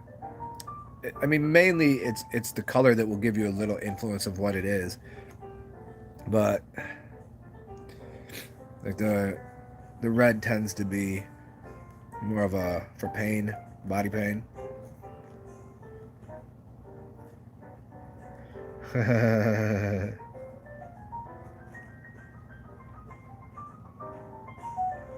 Yeah, Jonah, that's about what it is, man. Yeah, there's a difference between drugs. I forget who said it. They said drugs because they've eliminated some organic bond. Drugs force themselves into the body. That you can OD on drugs, where at plant life, because it's organic and it has organic bonding to I believe carbon, and there's something else that gives it a life force, an animation principle, that you can't really overdose on it. There'll be a half-life and it'll get through your body where you could take as much as you want. You could smoke as much weed as you want. It's not going to, you can't do enough of it. You can't eat too many carrots. You can't smoke too much weed, but you certainly, because it will stop you before, but you can certainly take too many pills, and I think it has to do with salts and other things in them. But there you go. A copper moldavite spider hat. I do have. Oh, moldavite is so powerful. I don't know, man. I always have I get very. If I go into a shop that has moldavite in it, I'll be able to tell as soon as I walk inside, and I'll look at the shopkeeper. I'm like, the moldavite's over there. She's like, how do you know that? I'm like, I already felt it walking the door. especially if I'm walking around kind of loosey goosey, like, because there's a lot of stone shops in New Orleans and crystal shops. And so, walking around a couple beers in me, and so I feel the energy different. Like, I get I'm much more open and receptive to energy. And I definitely walk in and go, whoa, that is powerful right there. Moldavite is super powerful.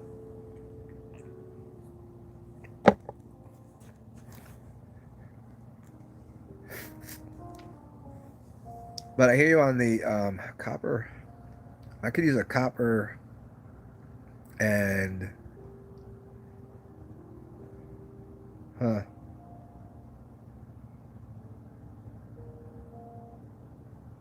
Maybe tourmaline or something.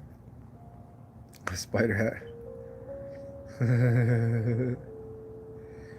Yeah, I was thinking about a pyramid with 3 sides rather than 4 sides, and a cone shape I think might have a different effect too. You want to try? You want one like this, or a triangle with 3 sides? Do you not want a 4th side? Because that's what I was thinking too. Rather than having, 90 degrees here, have it cut the angles to where it's a pyramid, where it's everything's 3-sided. That's what I thought would be more powerful than even this. And even these pyramids would normally be 8-sided. This would bevel out or bevel in, because they say that is actually the energy that's running around it. It uses that to make a spin on it, or a vortex from it.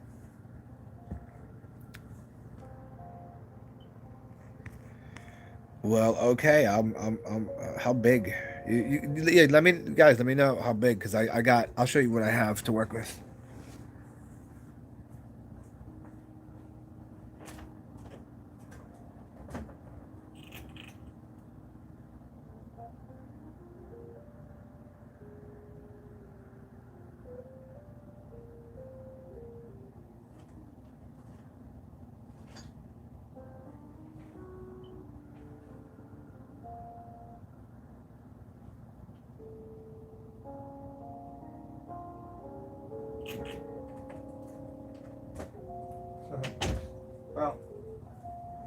Well, whatever. I have like about a gallon of epoxy. I think I have 264. I don't know if I have 2 gallons or a gallon. So, like, I could probably make 20 of these size out of it. And then, or if you want something bigger, you want 3 sides, yeah. That's I was mathematically, I would either do 3 sides, or I would split the 3 sides into 6 sides. But I mean, that would take me finding a mold. Like, finding a mold for this is pretty simple. Or making the ones out of the saucer ones, like a disc, like a puck, like a cookie sheet, like for brownies. Those are good shapes, but I think the pyramids work a little better. They'll have to give me a couple days to have to go figure out where to obtain such things.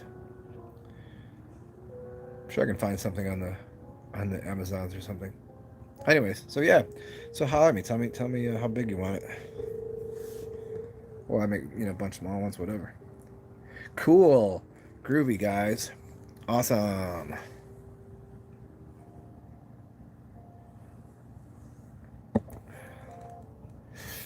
I know it'll give me another chance to make a silicone mold. Yeah, I mean, it's either I'm gonna buy something pre-made. If I'm only making it for what's up, Parsifal? If I'm only making it for a couple people, I'm not gonna go through the whole thing of making a mold if I'm only making a few. But if more than a few people want it, then I'll just make a mold and be like, that's it. Yeah, but that's just just one more step in the process. But yeah, I could be down to do that. Depends on the size, and it'll give me a chance to revisit how you're supposed to put the magnets together, because people don't use magnets. What's up, Fred Burton? Most people don't use magnets in these, but if you put magnets in these, they change quite a bit. And whether you're using a neodymium or two circle magnets pushed together and then rolled with copper, so then that copper that's right there, see the coil around the crystal? If on the bottom I take two magnets and I put the cell side and wrap it so it squeezes it in, it's pushing energy out of it. Or if I flip it around in the reverse, it's sucking energy into it. That's the only thing I got to look up, which one's doing which. But either way, it's either going to be expressing or collecting energy. One would be more like a Faraday cage, and one would be more like a piece of orgonite. A Faraday cage pushes energy off into something. Like it doesn't allow something into it, where this pulls energy into it. This grounds something out. And a Faraday cage, I mean, they both do the same thing in opposite directions. It's the same thing. And it's just taking a inorganic and an organic substance and mushing it together. Just like making a sigil. You take a circle, put a sigil inside of it, and put a box around the circle, and put a circle around the box. Then you could put a triangle around that. You could take any shape you want, put around there. But usually it's circles and squares. That's part of the circles and squares of things. Dots and lines, circles and squares.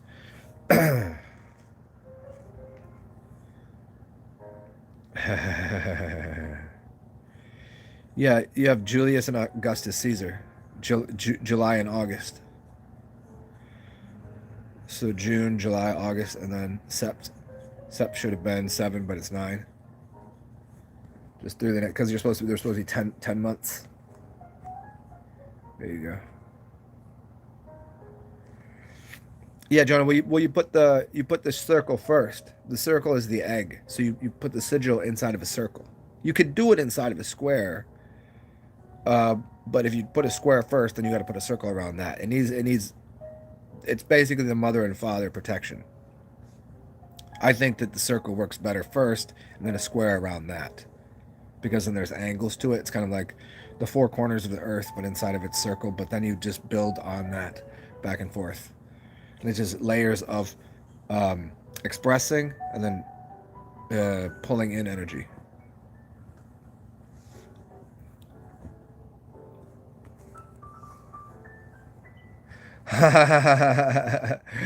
Jay, oh, you seen who's here?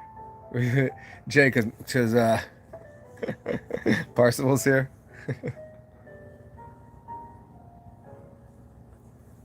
Smug mug ass Parsifal.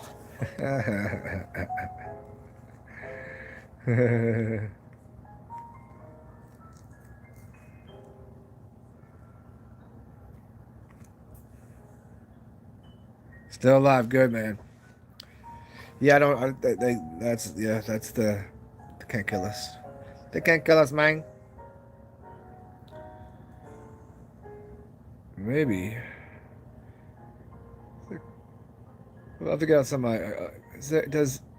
Can you throw electricity through a hair? Probably. Probably use. Could wrap up the magnets in some of my hair.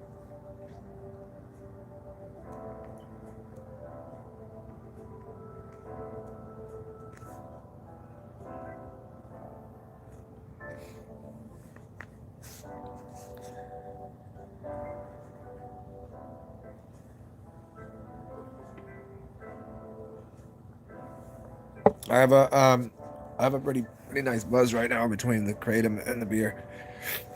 The beer helped me mellow out on the, well, kept my brain alive because my body buzz is pretty heavy right now.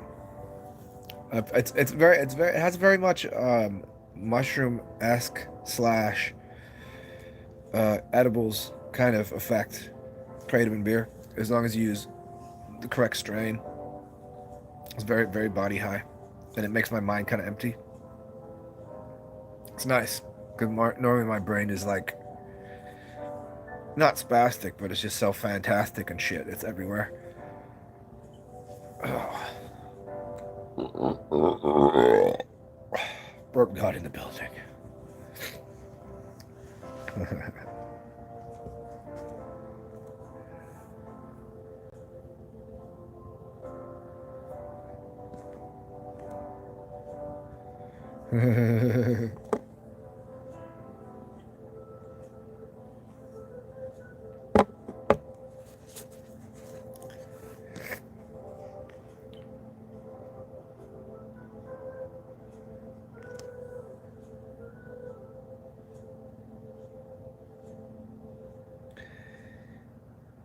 Yeah, Fred Burton. Yeah, I think so.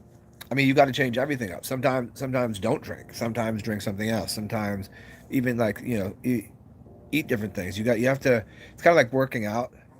You can't just do the same exercise. You have to. They would say surprise your muscles, but it's not surprising your muscles. You're using a different set of muscles. If you're doing the same, if you're doing the same, you're functioning and you're getting these to work, but then you're missing some of these other slow twitch muscles and then these fast twitch, and you're missing all of this. And yeah, it's the spirits and the different alcohols definitely have a different effect. You'll just get used to the whatever spirits in there. Like some people, like they just drink their Budweiser. They're gonna have that same experience. Even if they change over to drinking a Heineken, they'd have a completely different experience. Obviously, if you drink, even if it was the same quantity of alcohol, because you can measure it, if it was like the same quantity of alcohol, they're gonna have a totally different experience drinking red wine versus white wine versus rum versus gin versus vodka versus beer versus any kind of beer. You get a completely different buzz. It's not just the amount. It's who brewed it. It's the elements they put in it.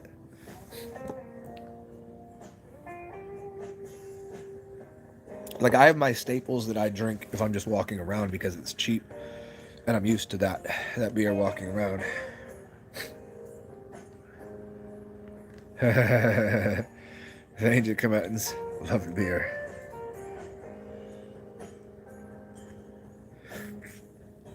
Fred Burton, do I think there's the best drink? Yeah, I think there's the best kind of drink.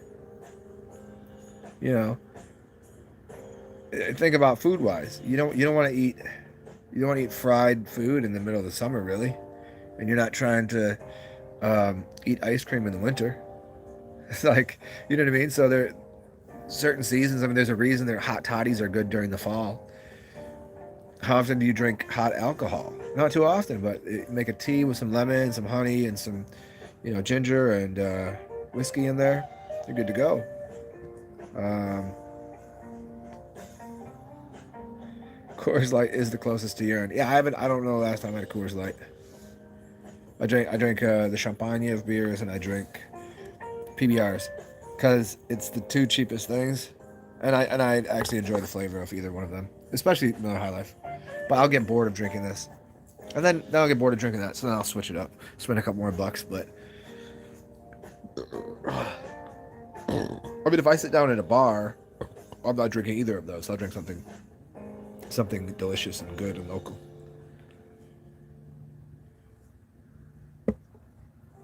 It'd been interesting. I wish I would have taken it. I wish I would have kept a diary of all the beers that I drank. Although that'd be mad weird and pretentious and kind of funny, But it'd be interesting to have like a, look back on like what beers I've had. I mean, I could just walk into a cooler and be like, okay, I've had that one, I've had that one, that one, that one, that one, And I kind of remember a little bit of the experience.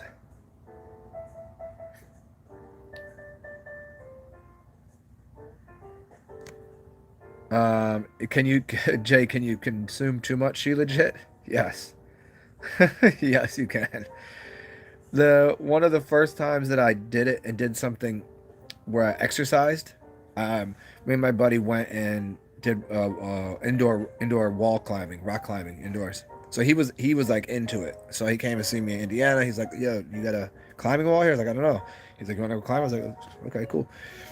And so we go, and I was like, "Here, eat this." It's like it's the size of a pea.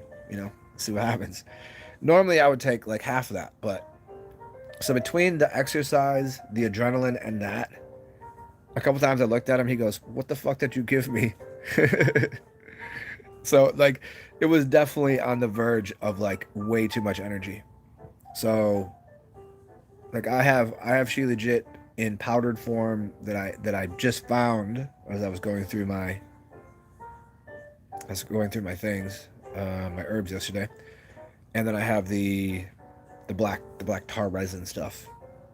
Um, and I haven't used the powdered stuff in a while.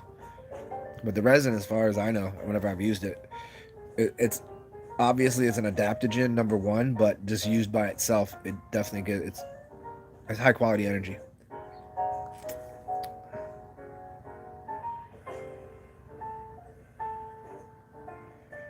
Hurricane, isn't that like malt liquor? I don't know what 211 is.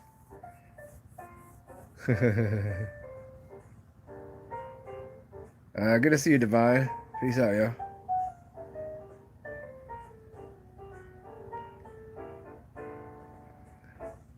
After taking shungite, you eat shungite? I thought shungite was just to clean water. Oh, I didn't know that. I was unaware. I thought shungite was just like a good water cleaner. Oh, Steel Reserve. Oh, so those are both like malt. What's up, Devmark? What are you doing, yo? It's been a bit.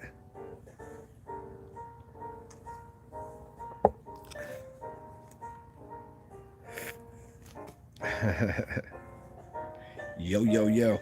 Yeah, that's okay. So I've had a Steel Reserve and I've had a Hurricane, but I'll pass on those. Those are malt. They have to be malt liquor, or at least they're in that category of like, I don't know, like a wife beater, middle of the country kind of, all up in the hood. uh,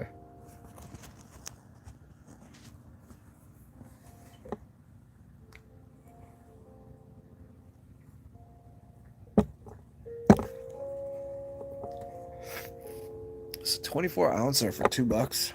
That's not a bad deal. Except for I would never go outside with a 24 ouncer. I would never finish that. I would waste it.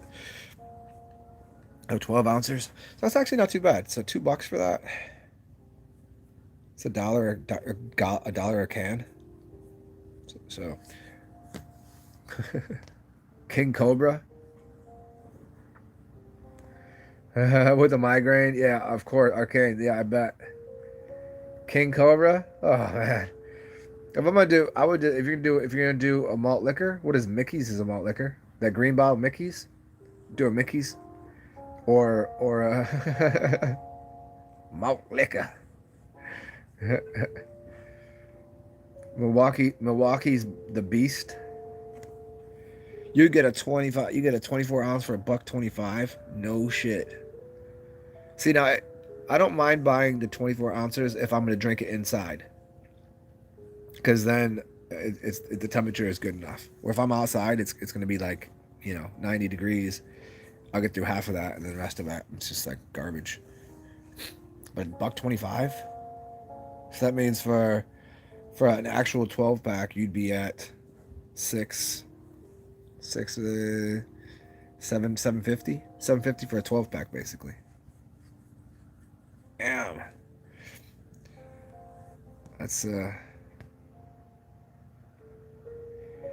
yeah. I mean, Mickey's and any green bottle beer for me, for whatever reason, even if it's like a Heineken and it's a beer, but Mickey's a malt liquor, it gives me funny farts, funny gas. Like my farts smell like weed. It could be that every time. I mean, now I'm thinking about it. It could be that every time that I'm drinking those, I usually smoke a bunch of weed with people. But But then I'm like, nah, I've smoked weed and not drink those. My farts don't smell like that.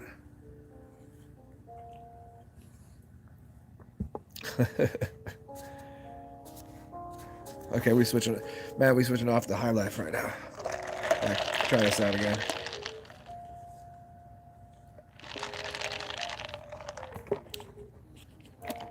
The apple pie is so good.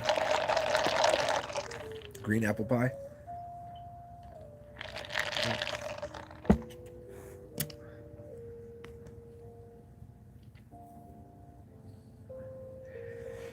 Well, I mean, Arcane, like if you can get a 6-pack for $7.50, right? If that's about it. The cheapest alcohol on the planet is to get a handle. If you want something good, get a handle of either, depends on where you are.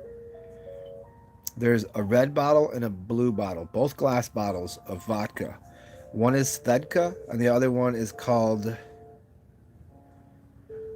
I don't know why I can't pull it up the top of my head right now, but they're both like, I could find them on sale for $17 for a 175.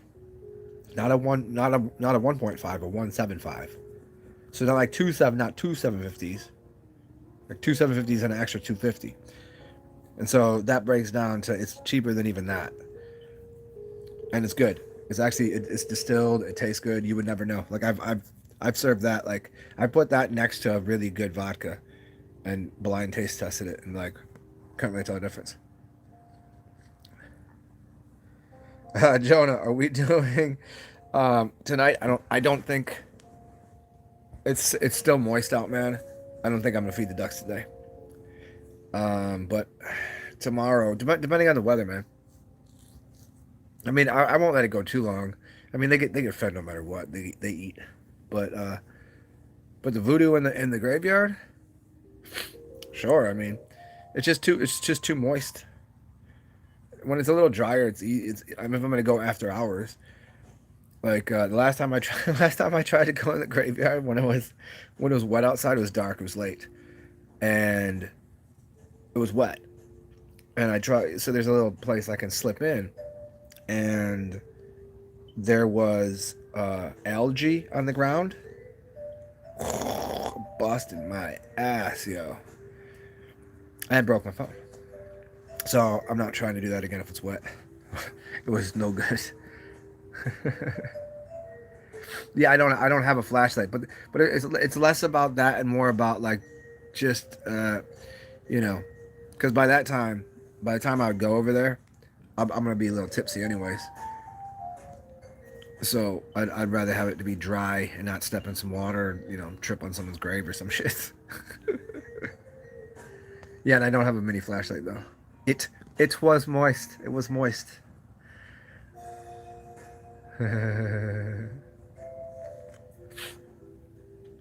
I see mushrooms, but I don't hunt mushrooms. I don't know. I can't identify them.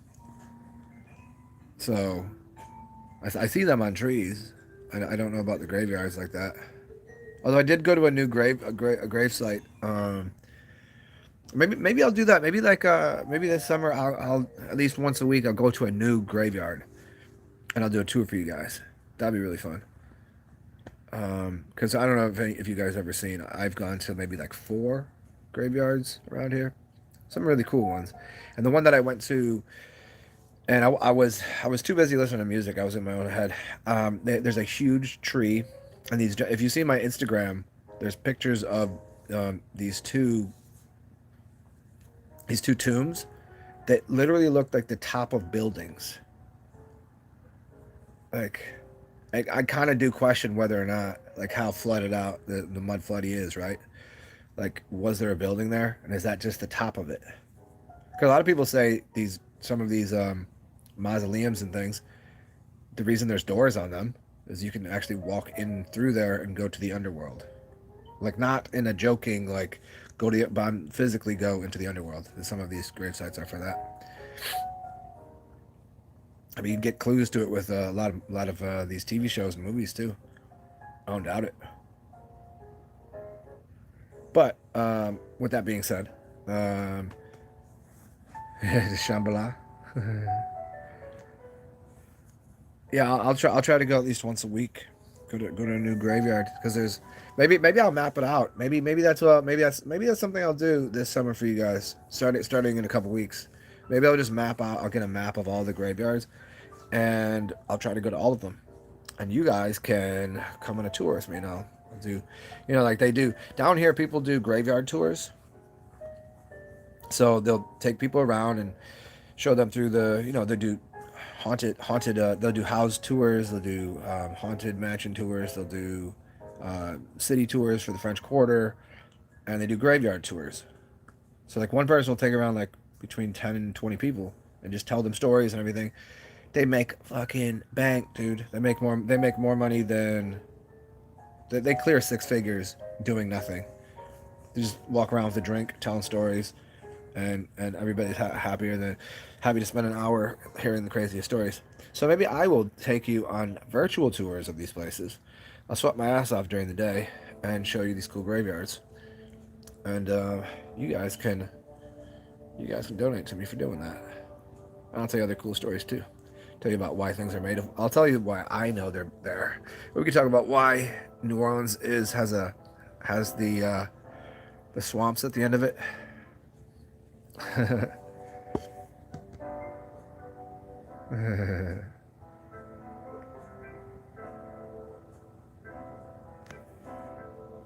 You're 3 hours from me now. Oh yeah, Pensacola is like 3.5. Maybe a little more than that. Pensacola is like 3.5. How far are you from Pensacola? Is like an hour, right? An hour from Orange Beach. Because I lived in Orange Beach. Orange Beach is 3 hours from here. Pensacola is a little farther. You're kind of closer to Jay Marley. Well, no, not really, because he's around the bend. Yeah, come through, man. New Orleans is here, dude. New Orleans, bro. Arcane, did I have a tough time adapting to the heat?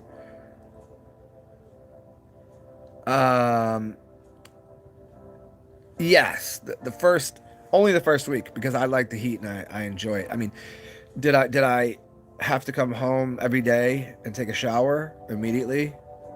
You know what I mean? Did I have to take a cold shower more than once a day? Yes, at first. And the first week, I went to try to go play basketball, and my hands were so swollen from the heat that I couldn't dribble the ball. I couldn't feel it. It was like my hands weighed like 200 pounds. But after acclimating, I thoroughly enjoy it. Like right now, if I go outside at night when it's 72, 73, it's chilly to me. I like the heat. I mean, do I want it to be 110? Not really, but I'm okay in the 90s. I'm okay with that. Everybody prefers it around like 82, 83. I prefer it maybe like 88. I want to sweat. I want to know that I'm outside. I want to know the sun is there. Have I been up where I could see new colors? Yes. I stayed awake long enough to see different frequencies, definitely. There was a couple times I was walking around the park at night, and I was definitely seeing, I don't want to say I was seeing the fairy realm, but there were some weird things that I seen happen with lights on the corner of my eye, and it was definitely something, and seeing things after you've been up for more than 48 hours, you'll start to be on that level. But once you've done it a few times, then it takes you a little longer to get to hallucination mode. But I don't think you're hallucinating. I think you're just accessing a different part of your brain and a different realm.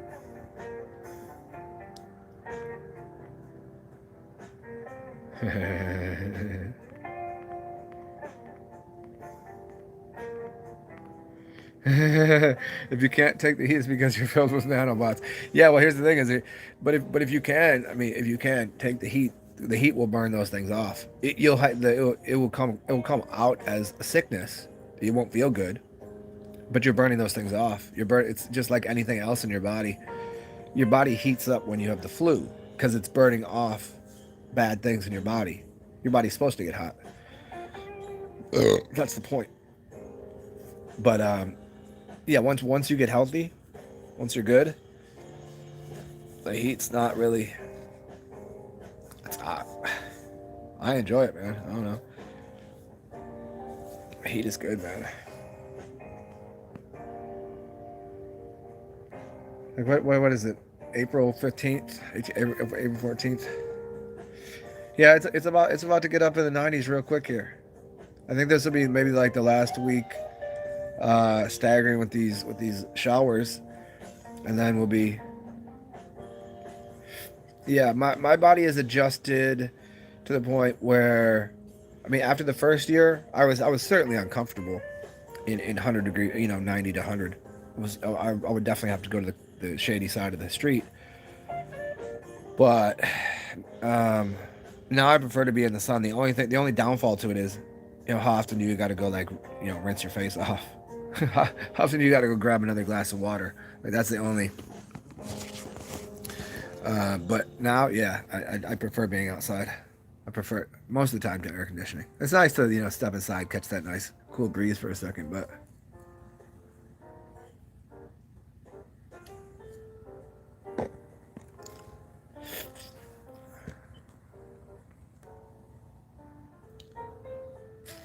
Yeah, Jonah. I mean, once your body is in a fair to moderate state. I mean, think about cleaning out a car and the oil in it. Once the oil's clean and it's running through the system properly, it'll run smoothly.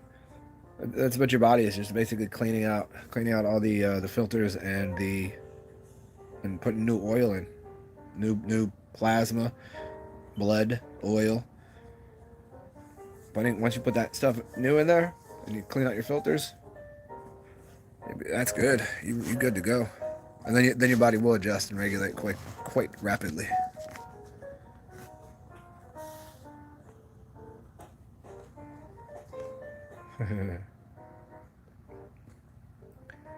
So Dev, Dev Mark, you don't live in Pensacola, or do you? Because I thought I asked you before and you live somewhere else, or you've always lived there.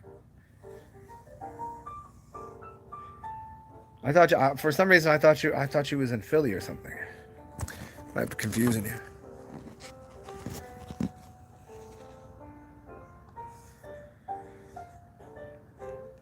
Yeah, you're chilly too in 75, huh?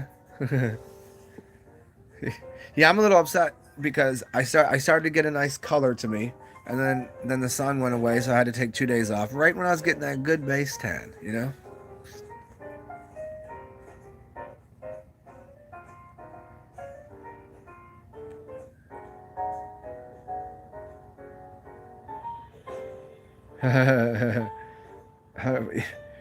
Yeah, Jonah. I mean, there's a couple interesting things. The times that I fasted, my lowest body weight, like the lowest weight that I've ever gotten, was actually below that when I was dehydrated. But my standard body weight when I'm as lean as possible is 144 pounds. 144, and that's an address that I lived at. It's very funny. Oh, from Atlanta. Nice.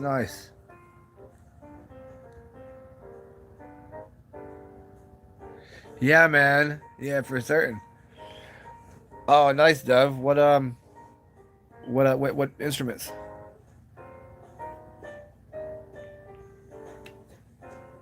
I mean, if he's a musician, I mean, he knows about New Orleans music scene, right? Speaking of, what the hell am I listening to here? Just make sure that I'm not on some cannot listen to music.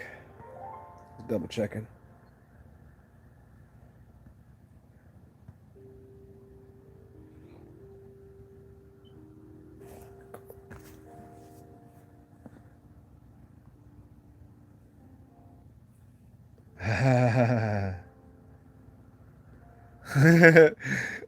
Jonah's always got this funny thing. He just jumping through.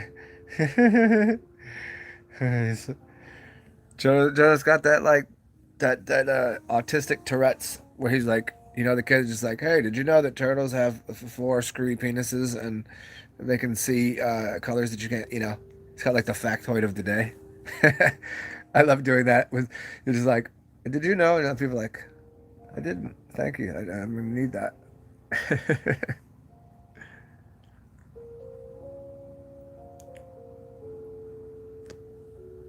Oh, Devmark, yeah, come through, dude. It's not. I'm sure he already told you if he's been here. It's not like any other city. It's much different. Even with everything going on right now, it's still it's getting back open again, ish. I mean, there's enough places that have kind of just like, f the bullshit. The spring is here. Like they're doing everything they can to at least have outside seating, which is great too because most people want to be outside during the spring and summer anyways. So like in other cities, that's kind of lame because who wants to be outside where it's like 30 degrees having a beer and eating? Stupid. But down here, no, people want to be outside. It's like it's hard to get a table outside. Now they've expanded every restaurant and bar. They put seats outside. So on the bright side, and there'll be more outdoor music. Not that there isn't already.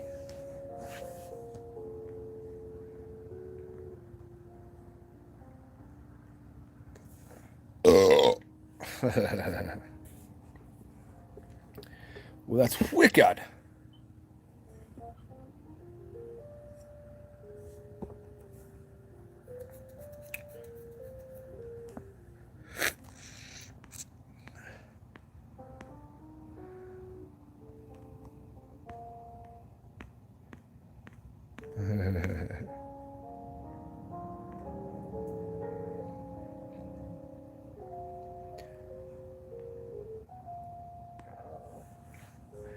Yeah, Jay, but you pretty much stay with the tan year round though, don't you? You probably Jay, you go to the tanning bed in the winter, don't you?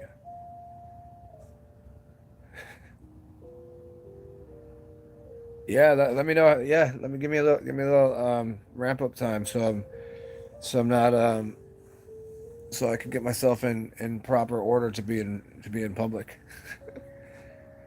Because that's my thing is I go out for like three or 4 days and then I'm just like I need days at home. I just you just blow your load and spend all your energy and then like I hermitize. I just like stay inside.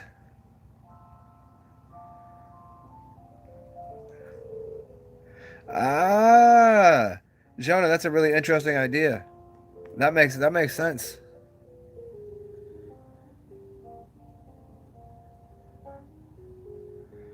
Ah, interesting. Yeah, yeah, yeah. I mean, think about all the holograms to produce a hologram. Even they need to have a certain backdrop of smoke or, smoke and mirrors, right? They have to have something there like uh, sort of liquid plasma, whatever fog. Interesting. That makes sense.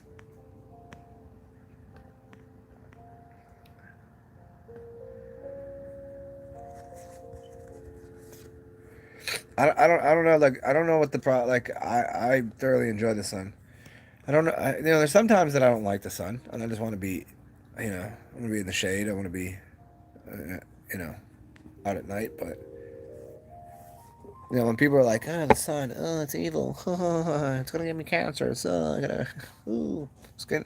Like I don't know, those people, I'm just like, what aren't you getting about the sun thing? It grows all of the life lives here because of it. The plants that you eat grow because of it. Animals don't die because that's giving them heat. They're outside all day, and they're like, it's gonna give me skin cancer. It's like, no, it's not. Florida is your tanning bed. The floor is my tanning bed.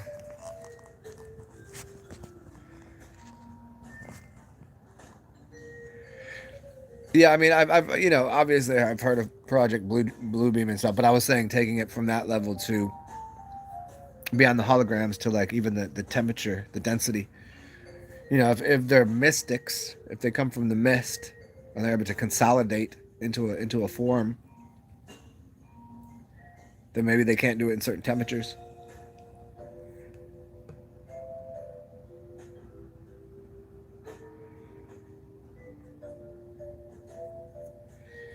Latino casino. Wow. Latino Cajun. I mean, yeah, I suppose so. Okay, I mean, most of the Cajuns are across the Mississippi on the other side. Most people over here, there's not too many Cajuns here. I mean, if you're using Cajun in the sense of the origination of the word means Indian or Indian, there's Indians, a lot of Indians. Most of them don't know it. There's a lot of people that do know their history and their heritage, and they're like, they know their tribe, so they know they're Cajun. They don't speak like that. But when you think of Cajun, it's usually like the white folk that live on the other side that are still, kind of hybrid. But yeah, okay, that would make sense. But Latinos, there's not a lot of Latinos that live here. Come to think of it, where you are, there'd be a lot of Latinos. Casinos.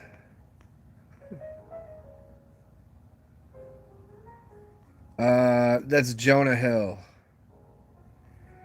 Yeah, Jonah says wild shit, and sometimes comments don't show up for certain people.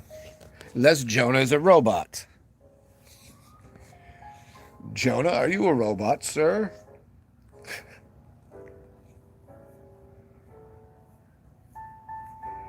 Yeah, he should have. Hey, Jay, go to the little. This happens to me sometimes too.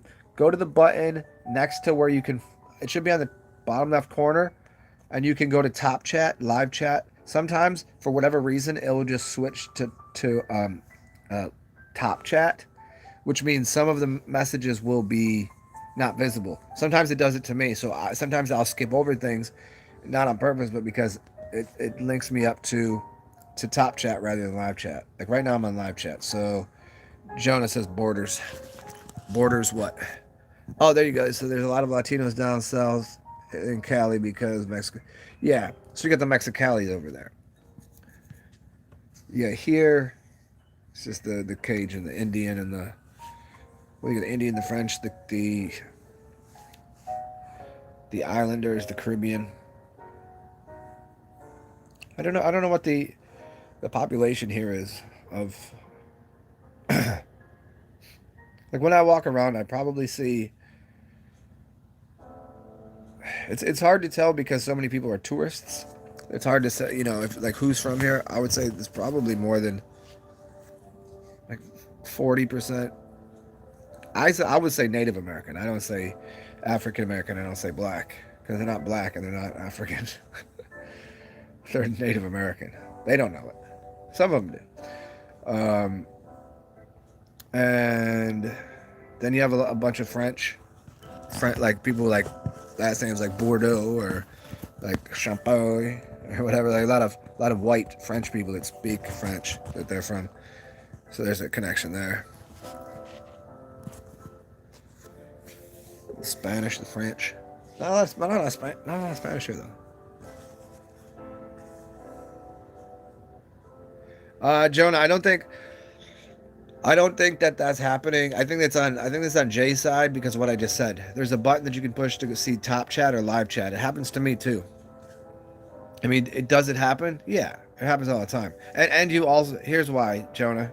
You also say a lot of things that are like YouTubey, like um, if they're running an algorithm thing on here, then the bot's gonna like, oh, click, turn this one off. Just if you say the word, you know what I'm saying? Just if you type the word, like you type a lot of like, I don't mind it. I see most of it. There's probably been times I haven't seen things you've said, but you see, even out here, you got even you have to kind of encode things a little bit. Which is like I can say anything I want. I can say all of the foul words, but there's certain things you can't speak. It's like the M. Night Shyamalan movie. The thing we do not speak of. Yeah, there's some of that shit, but oh no, I appreciate YouTube for what they do. I mean, my channel's been up here for quite a long time, and as much as they don't let me get new subscribers, they don't fuck with me too much. So that's cool.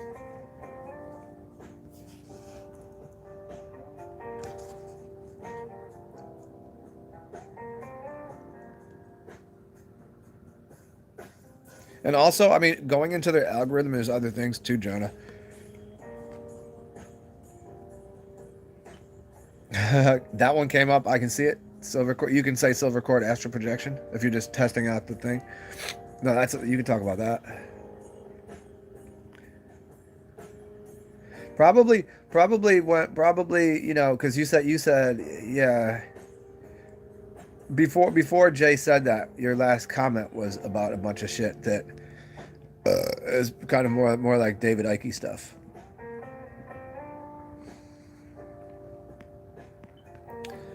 I mean, I've always contested the connection to the silver cord was like the Silver Surfer, the silver cord, and Mercury, and silver, the Quicksilver, and the connection to Mercury being a silver androgynous being in the middle of the realm, the sun and the moon. There was a big connection there.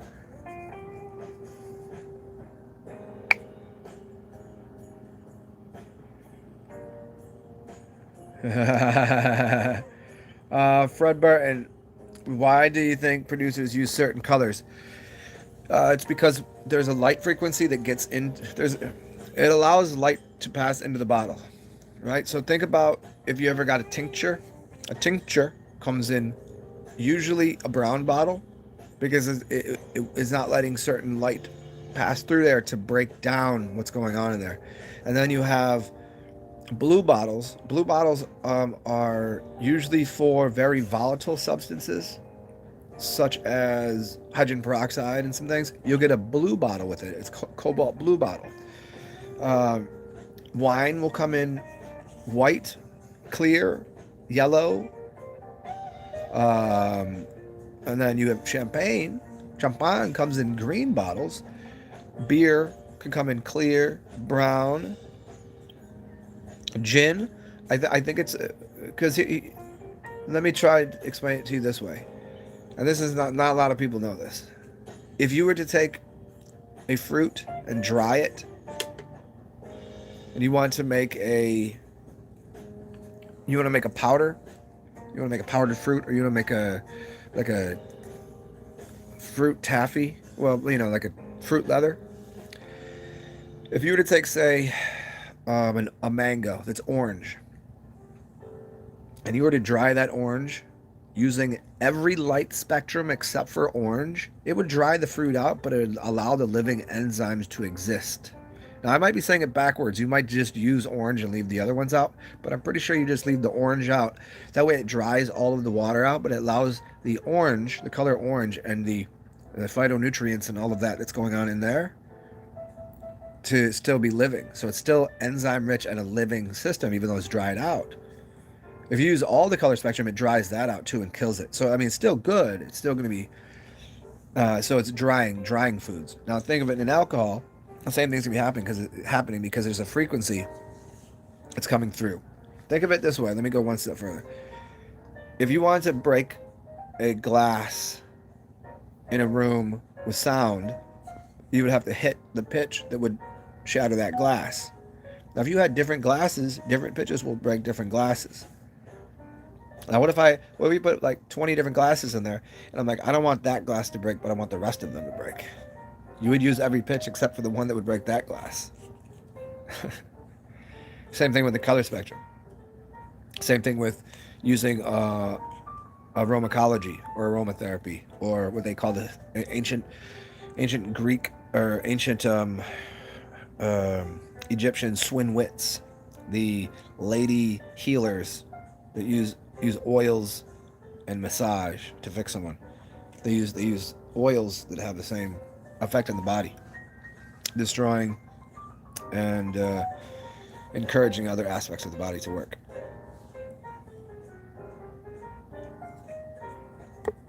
So hopefully that makes sense. So the gin, though, has how many different spirits in it? How many different elements? Like if you get Bombay Sapphire, it's in a blue bottle. But if you get regular Bombay, not in a blue bottle, it's using a couple different elements. And so the light spectrum, that's what it's affecting.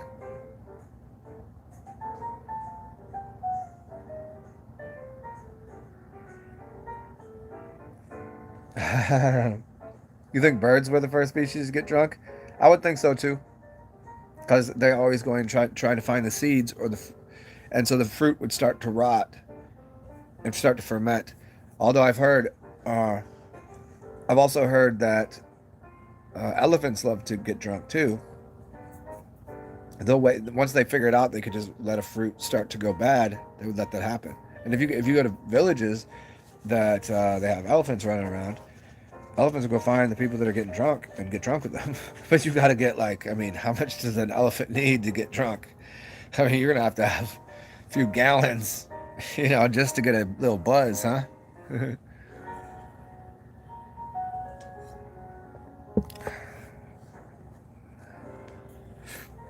Fred Burton. Yes, I've been called much worse things than a smart man.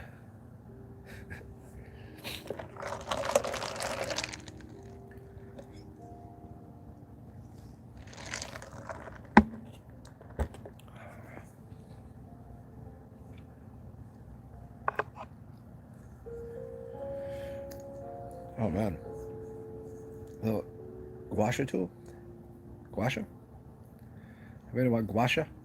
I'll teach you about this summer. Marula fruit. Yeah, I always think the monkeys get drunk and fall out of trees and shit. I didn't know what fruit they were using though. That's pretty funny. Yeah, monkeys drunk are funny because they'll start laughing and then just fall over. But yeah, they're just very much like human-like.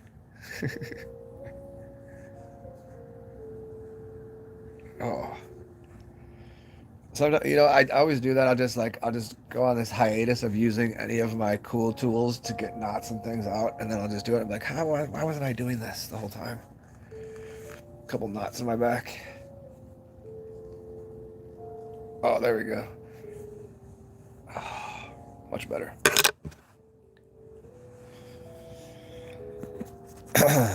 Well, shit. I mean, depending on where we are, Jay. Who had asked me yesterday the longest show I've done?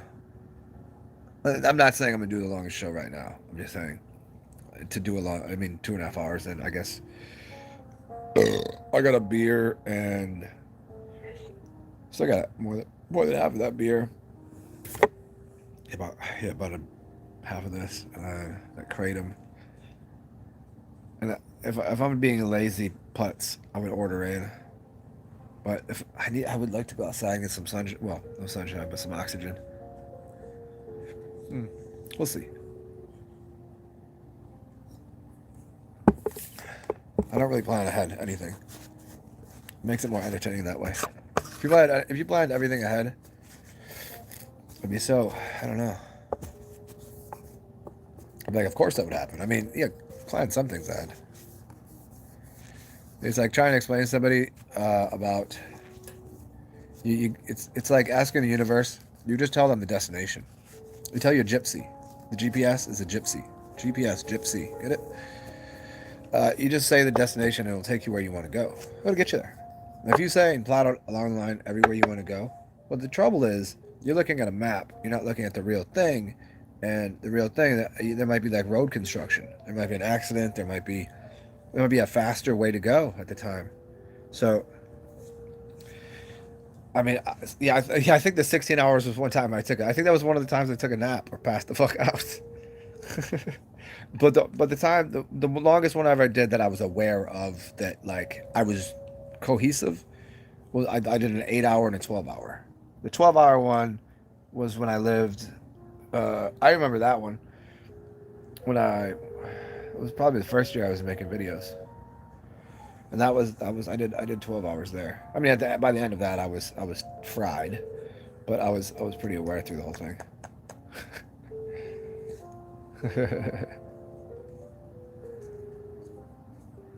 Like I'm nowhere near anything right now. Like I'm literally 12 ounces of beer in and a little bit of kratom.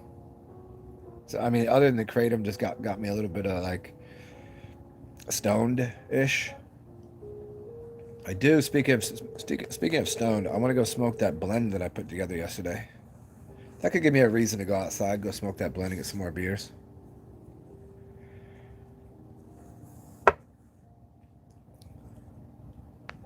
Because we can wait for the next crew of of goofs to come through.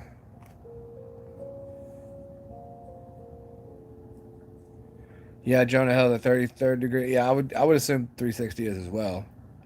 Although, if you're being honest with the numerology, 360 degrees, there is not 360 degrees in a circle. There's 0 degrees. There are no angles, there are no corners in a circle. So it's 0 degrees. And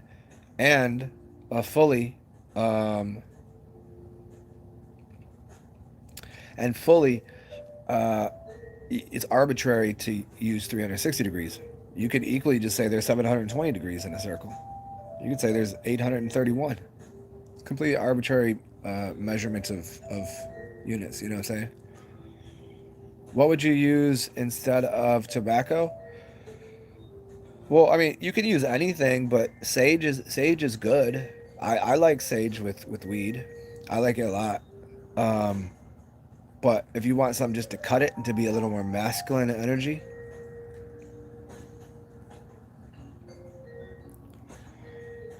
I don't know, man. Like, what? I'm trying to think of what you might have around. Like mullion you'd use. Mullien.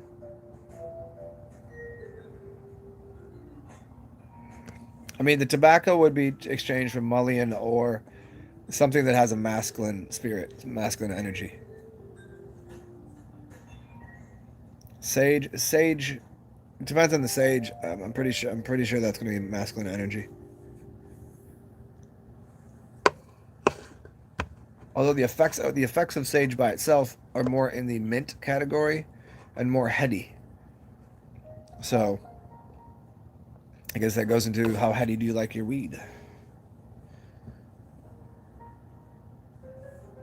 Like if you're already using a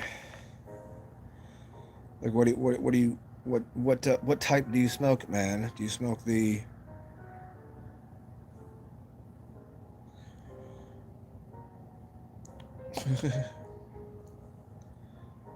do you know, everybody's like now, like, do you smoke the what are the two kinds? I don't even know. See, that's how much I don't smoke weed anymore.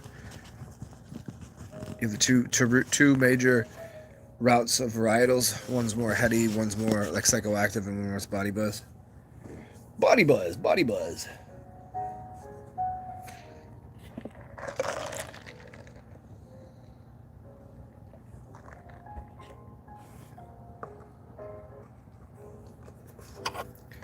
Is it bubble hash? Chamomile and peppermint. Yeah, chamomile would work, I guess. Chamomile, that's very calming. Chamomile and peppermint together, that's good. It's a good one for the mind, to pepper the mind, and a good one to calm the body. Just that together. That's a good idea. Sativa and indica, yeah. Yeah. Like my favorite strains, like some of the there's a couple strains that I like that are very heady. Headband is one of the awesomest, but I have to be outside, you know, and talking to people. It's completely best. But most of the time it's heady. I don't like it. Most of the other varietals are too like, headband is super heady though, but I tend to.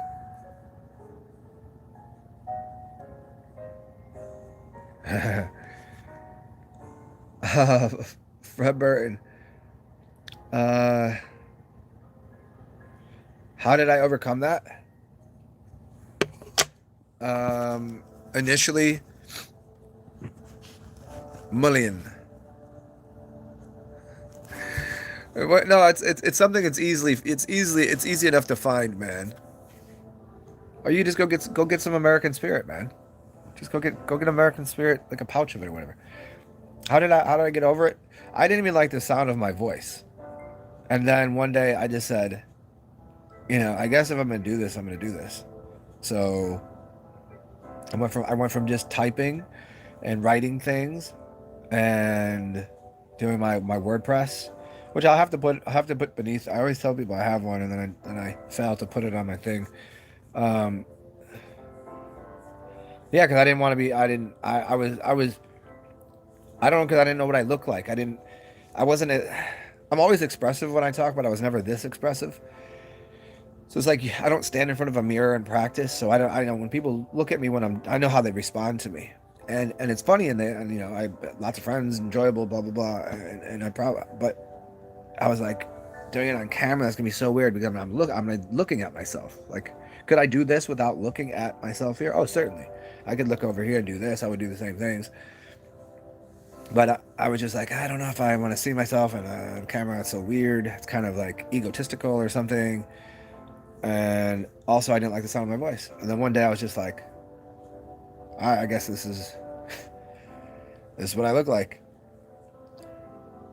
I think the first video of me on camera was either one that I talked about urine and the mandala effect, or the one where I took a chopstick and put it into my neck right here, and I just snapped it.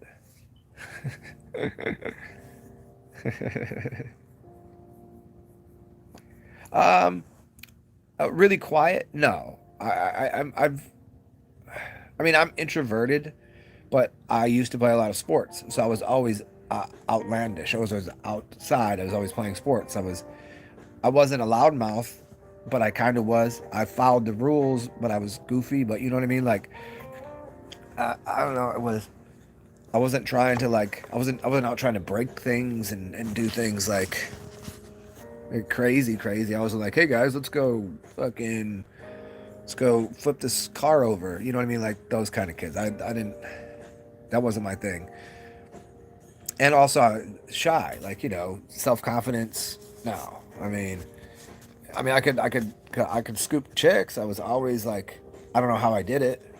I was like, not think I'm good looking. I don't like the sound of my voice. I'm very confident in myself. Am I that smart? I don't know. And then I was like, well, I think I have something to say. I think people will listen. And then I said, okay, here it is. And once I did that, it just developed into whatever this is that I'm doing now, which is this shit.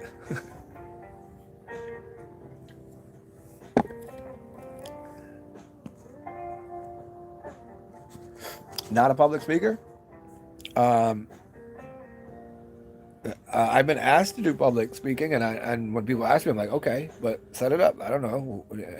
It's kind of weird because there are times that I've spoke to a group of people, but they were all vying for my attention at the same time, and it was goofy to me. It was like I was like, I don't know how to respond, or you know. But I think that if I were to public speak, in the sense that there's some sort of barrier between that, you know, like if someone's on a stage, you shut the fuck up. Like, could I do stand up? Could I do a stand up special? Like, if I, not to say that would be funny or anything, but could I do that? Because there's a little bit of a, I probably, I just don't. I think the separation is between doing this. I don't know who my audience is, so I have to kind of speak in a broad term to everyone. I just assume if you hear what I'm saying. But if I were in a room and I could see 10 people or 20 people, then I would kind of it would screw up the way I talk slightly, because then I would try to go, oh well, I have to kind of like pander, is the word pander, to the audience, pander to someone. Not that I ever do that, but it would just be like, it's like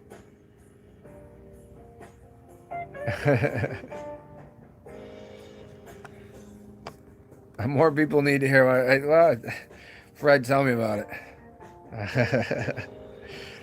Quite a number of people tell me this.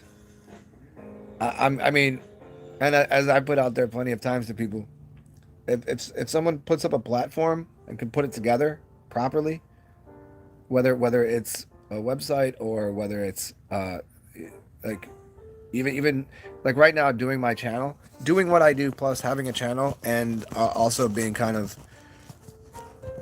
a couple years ago, for whatever reason, I think YouTube became aware that I was kind of on the bleeding edge of talking about things, and they kind of my channel stopped getting bigger. So I mean, I would happily. I mean, I don't want to be. I like I had TED Talk. Yeah, they have this whole presentation all lined up and set up, and here's the thing that I'd like you to know. Like, Uh, fuck TED Talks, we'll do Zen Talks. In fact, I do have some Zen Talks. And it was like I did like a whole hour on something, some subject, just off the cuff. I wasn't preparing for it. It was just like, because I already know that shit. It's not something that I was like, hey, I gotta make a whole thing about it. Because that also I don't like. I don't like the idea of it's like I don't like. I like sports, like soccer, because you're just playing it. There's no stopping. There's not like, okay, baseball, here's call the play, everybody stand here, shift over here. Like hockey's awesome to watch. Can I play it? No, but it's awesome to watch because it's nonstop. It's happening. So, and the same thing with talking. I don't like. I like some of the stories I've told to people, and I don't mind telling them to new people, but I like telling them in a new way to try. It's kind of like when stand-ups do an act. They're adjusting little ways that they deliver some aspect of the joke. Timing and rhythm and when to all of that. And I don't know. I just don't give a shit. I think that's what it is. I think it came from this idea because I've had friends that they're always concerned about people's perception of them. And I'm like, how many times I've done good things for people and they think I'm an asshole for it? How many times I've done asshole shit to people and people thanked me for doing it? I don't know what to, there's no, you have no, it's not up to me. I can't control people's perception of me. What am I going to do? I've come to terms that 50% of the time people are going to like me and 50% of the time people are not going to like me, no matter what. I accept it. There's no other way it could be. I'm going to get over the top and be exceptionally kind and nice just to get kind points. Like, what if I don't feel like it? Like, what if I'm just not in that mood today? What if I can't? Like, what if it's not the thing?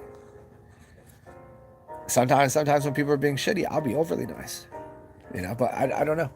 I think it's just understanding that you don't have control over people's perception of you. And I just go, fuck it.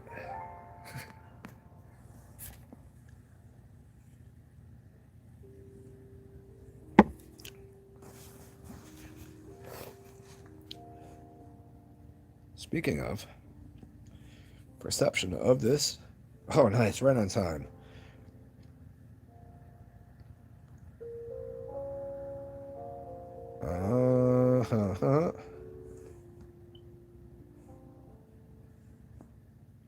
We're gonna listen to something a little different here.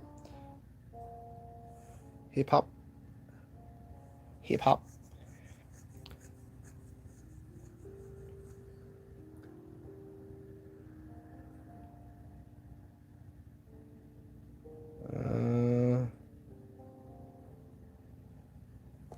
Let's see what's happening here.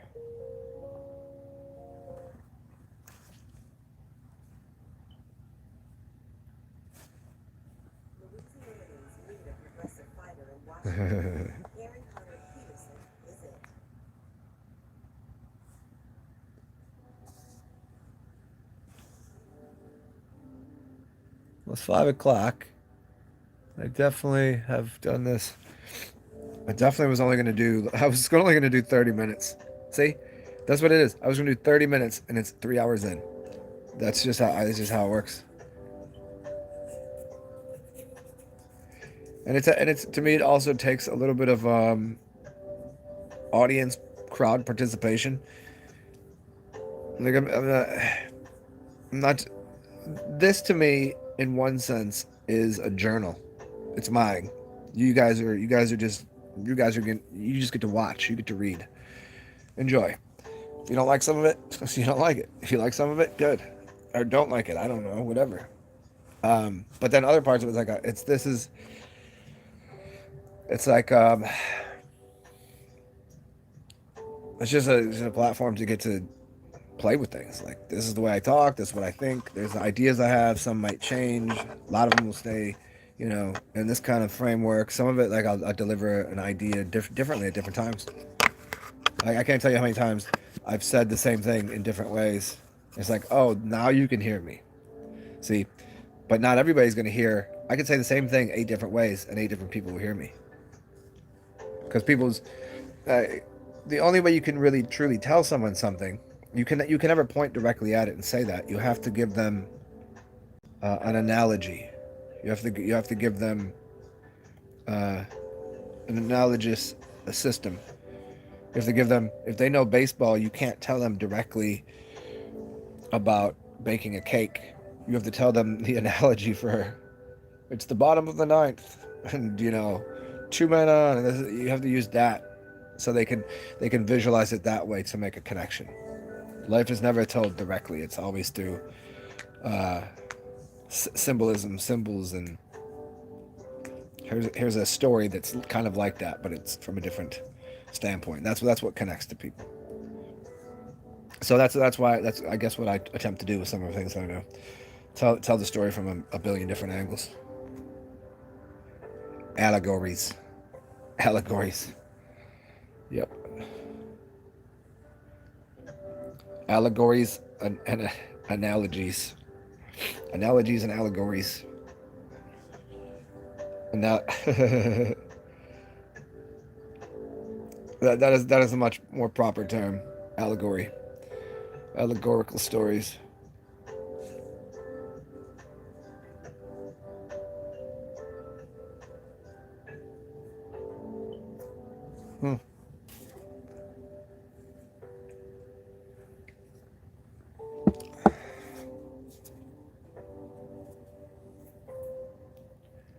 And Jay Marley, you bought? Oh yeah, because you about to get your hands all warm on them drums. Would you want? You want that? You want that brownie? You want that brownie, dude?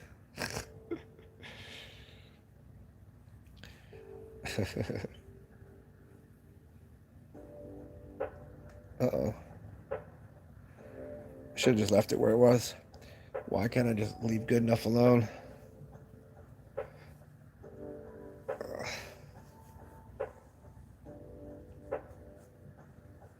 So this is you guys got to give me a moment to let my hair down.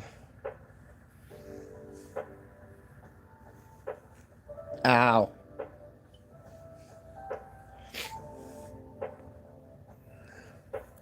Oodles and noodles. And smash up Doritos.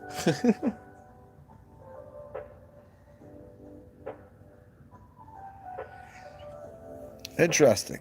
Like on top of the noodles?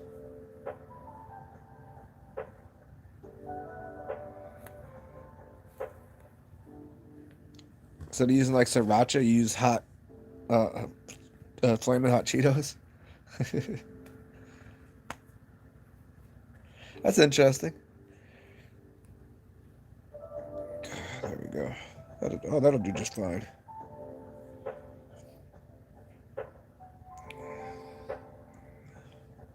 Oh, this bastard here. That one I'm about to fix again.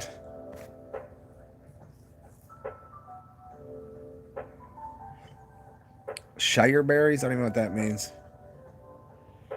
Shire berries? Shiza berries? Is he talking about shit berries? Shiza berries. I thought we might be talking to John Shanaman or the giant, the Germans. Oh.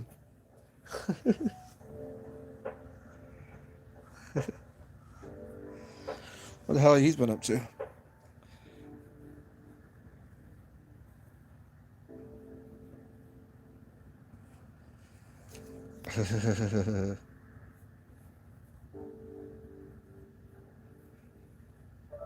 Oh, you son of a... There we go. You son of a gunt. A gunt. Oh, there we go. That's good. That'll be fine. The crunch. See, I don't know. I don't know what the... Yeah, when I get noodles, I just like the noodle. I just like to slurp the noodles. I don't want anything crunchy. In fact, I eat it separately. Like I don't like whenever I get like a pho or ramen, like the wet ramen, not kind of do the dry ramen. I gotta just eat it separately. I'll eat all the vegetables and then I'll eat the noodles because I want to slurp them. I don't like the crunchiness.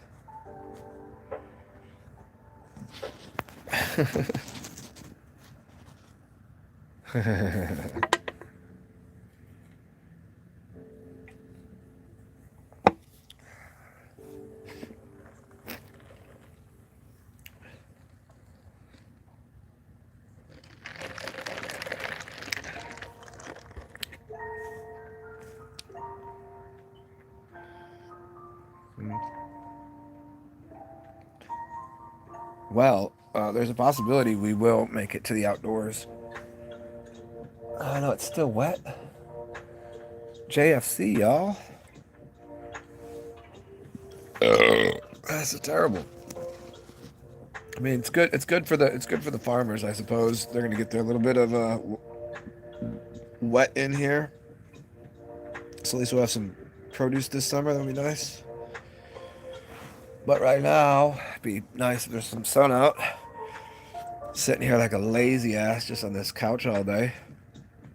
How many times? What's the longest any of you have just like sat somewhere? I mean, you got to get up, I guess, to piss.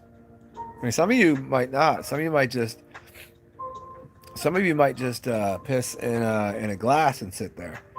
Like, how many days have you just kind of sat in the same place? Like, you're on your couch, and you might even nap on the couch. Yeah, you go to piss, maybe go to the kitchen, but that's about it. Or maybe in your bed. You never get out of bed. You watch your phone or your TV from bed, and you get back in bed. You know those days. And it's not necessarily depression or apathy but you know what I'm talking about.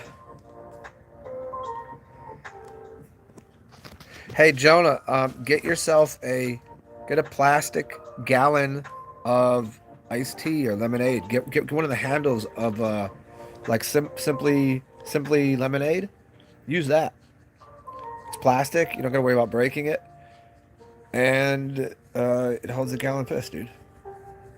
It's the way to do it, and it's way easier to carry around than. And if it's a lemonade thing, you can't even tell that it's not lemonade, dude. Make my way to LA. I don't know. I think I'm set on going to LA. Yo. Land of the plastic beaches. You can taste it a little bit. Yeah. Well, I don't know what would have the proper coating on it. Like if you're worried about like how long you keep it though. I mean, it's gonna take a while for the urine to break that down. Unless you're out in the sun with it and it's like you keep it there for days.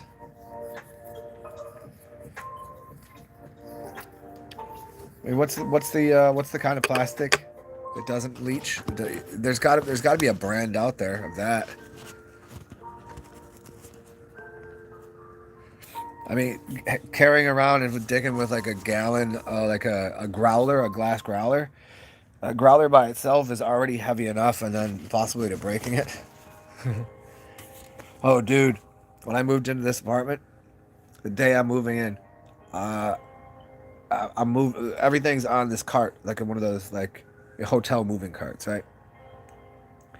And I get right to the elevator.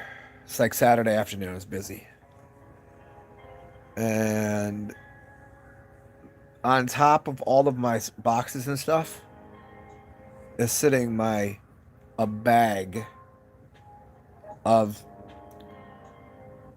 4 growlers full of urine, 2, like gallons and gallons of aged piss. Like I'm talking about old aged ammonia piss. This bitch starts to slip off the side of it. I was like, yo, I caught it like really just in time. You could hear everything clank together. I was like, oh my God. Like literally if it would have broken, I would have just been like, all right, I'm moving out. I was like, good to know everybody, I'm out of here. Because it would have stunk up the thing. It's ammonia. I mean, it's straight ammonia. It doesn't. I mean, it still smells like piss. But I mean, the only thing I could remember, like, oh, that was the cleaning supplies. Like maybe, but there was still that he's still. I mean, I still know it's piss. Anybody else is like, what the fuck is that? It would be the heaviest chemical smell you've ever smelled, and I almost broke it the day that I moved in.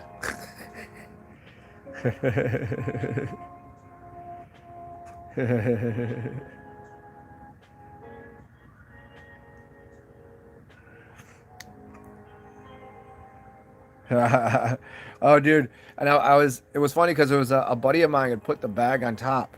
Like I didn't realize that he because we were still moving. I started to move more stuff. I didn't realize he grabbed that bag and put it on top. I was pulling the thing in front, and I turned around after hitting the elevator, and I was like, no, and I just see it start to hold. Everything just starts to fall over.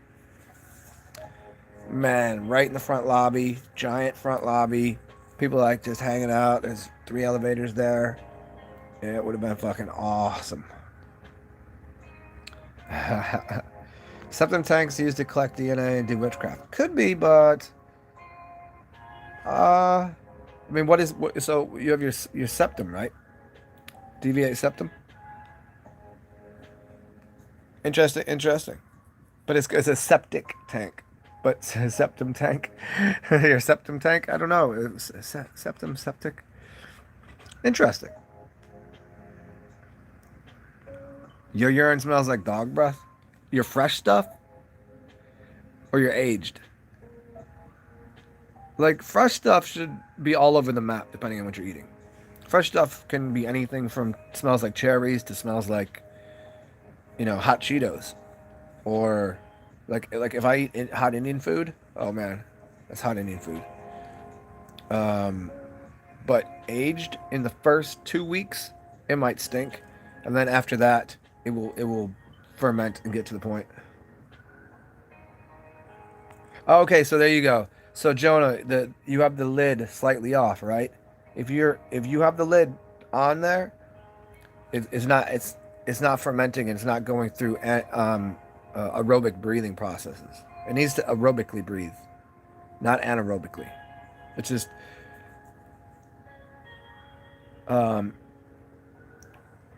so that will cause it to change. It will cause the alchemy and for it to change into an ammonia-rich substance, and it will get rid of that smell. That smell will go away. The first 2 weeks has a really odd transitional smell. And then after that, yeah.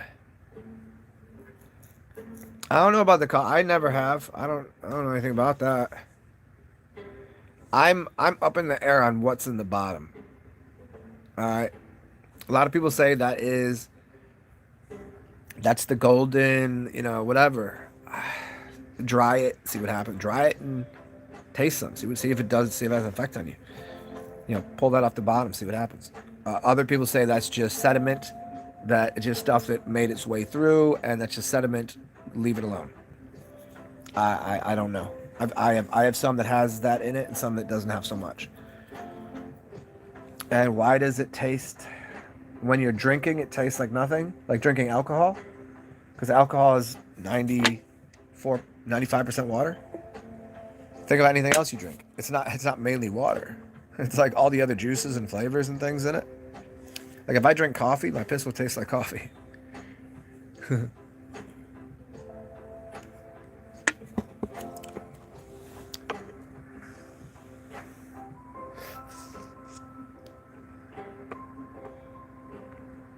Yeah, that's Jonah. I can't. I don't know. I've never attempted to dry it out and see. I do have enough aged urine, enough sediment in some of the things that, I mean, I could pull some out right now. I could try some right now. Tell you what, see what I see. I'll try right now. I don't care. I'll grab some of my newer stuff. I'm just thinking if I got. Let me think if I have another container, because it's still a gallon. I need another gallon container. I might be able to do it.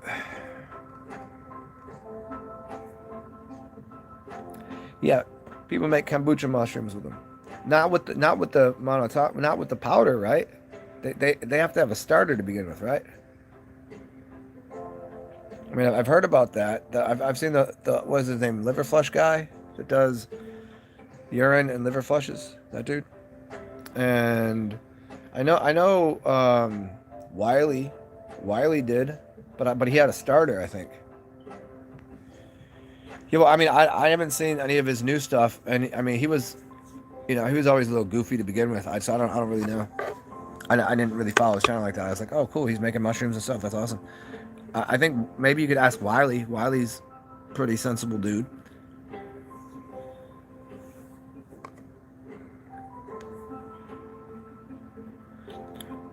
One reason I haven't is because I just haven't enough counter space. Like my kitchens have been small where I've lived, or I've had like, when I did have a roommate, it's like I can't really be. You got fucking piss on your counter. You got piss on the counter. What are you making? Kombucha with piss. Yeah, and also, who else might have, Jonah, Dave, not allegedly Dave, British dude. I forget. I can't remember his name. I've talked to him a few times.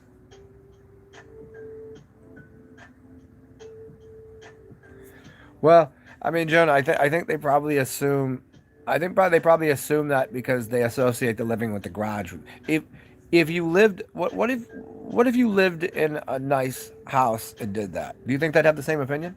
I wonder. Like I'm just asking because the piss drinking on its own. And it's like there's some people you could be like, all right, maybe they just don't understand it, and you could present them with information like, hey, do you know this guy's named Chad Ochocinco? He plays football. He never got hurt. You know what he does? And show him interviews. And do you know this guy? He's a world-class athlete, Brazilian jiu-jitsu, MMA fighter, one of the best fighters in the world. He drinks piss. Do you see these people right here? Like, would they understand it from that standpoint? Like if there's people that are like high class athletes, intelligent people that do this, would they change their mind somehow?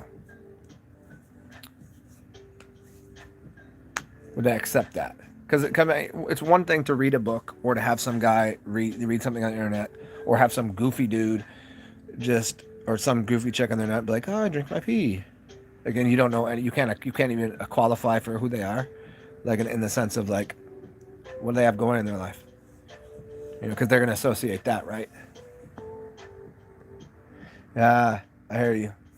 Well, I mean, that you have to get it, man. To get to the point of drinking your piss. Your brain has to be in a different place to begin with. To even consider that, you have to allow for the world. You have to go, okay, is this or is this completely ridiculous?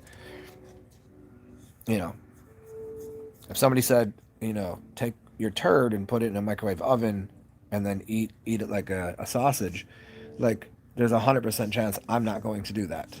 100% chance. If somebody did that and was able to levitate and move in and out of dimensions, I still wouldn't do that, because I would say there must be some other reason. I could not accept that. But the piss thing, it takes a while for people to even wrap their head around.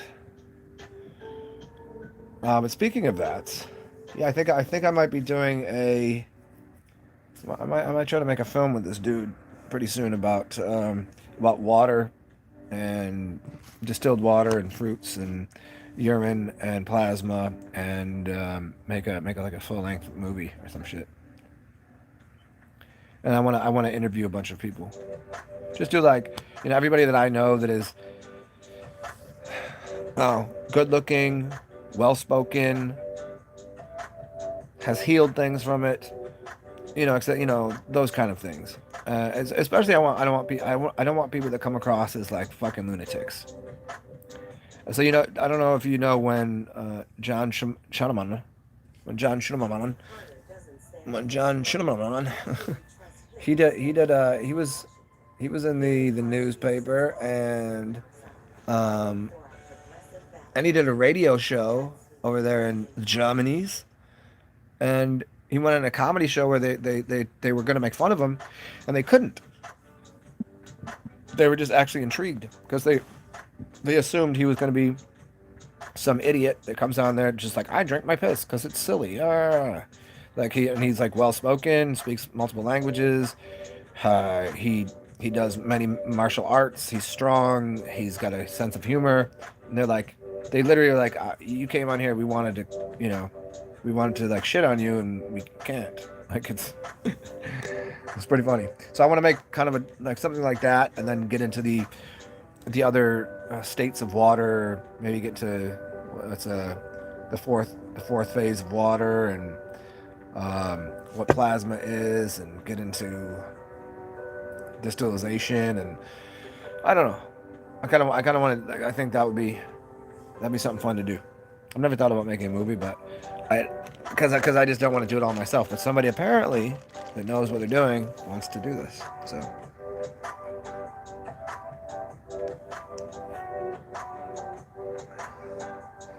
water does hold memory.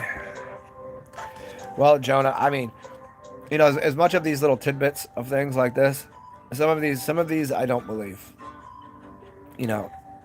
I suppose I think more often than not they're just tall tales. Do I think that there's some crazy people that have done that? Yes. Do I think that's a standard thing? No. I don't think that's like it's like every day everybody gets up and just like drinks a liter of blood from and eats adrenaline from all of and then goes and eats shit. I don't think that's what's going on. What's up, Shobes? What you been doing? Haven't seen you in a bit, man. Just rocking and rolling. Drinking a beer. Drinking some Kratom. Was considering going to the store to collect more beer. Oh, Jonah, see? Okay, I thank you. Hey, maybe you can see, look at, when you're saying that, because most of what you're saying is like, you can it's pretty easily, you can wrap your head around it. It's verifiable to some degree.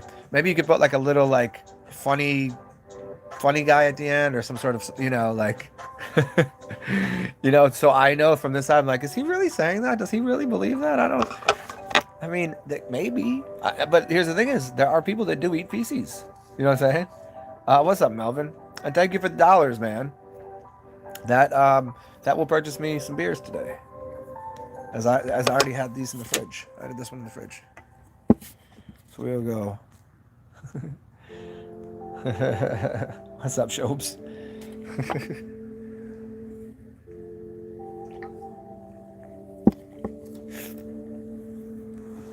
I'm like somewhere in between super comfortable and being sitting here hanging out with you guys, but also knowing that I'm almost out of beer, but I'm also kind of got this Kratom buzz, but I also want to go outside and get fresh air because I just feel like a lazy asshole because I haven't left the house for 2 days.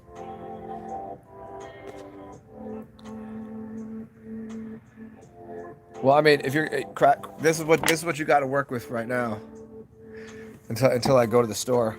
And you guys could join me if you want to, but if you join me for the store ventures, you kind of gotta. I won't be able to really see your comments for a second.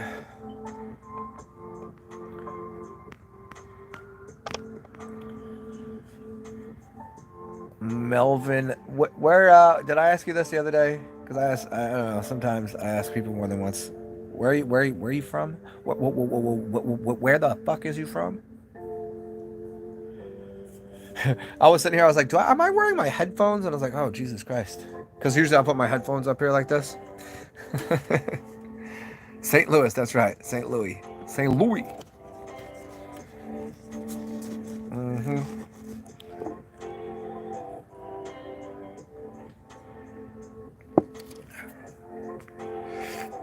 I wonder what the temperature is here. Let me take a little look-see at the temperature outside.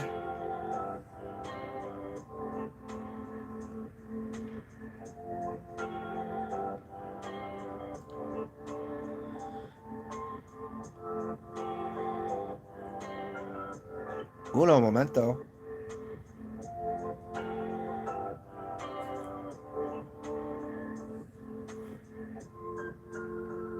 Oh, nice. So it's going to be 71.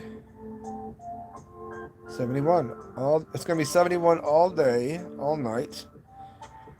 I don't like this one. This one sucks. This is not a good. I don't like AccuWeather. Let's use a different one.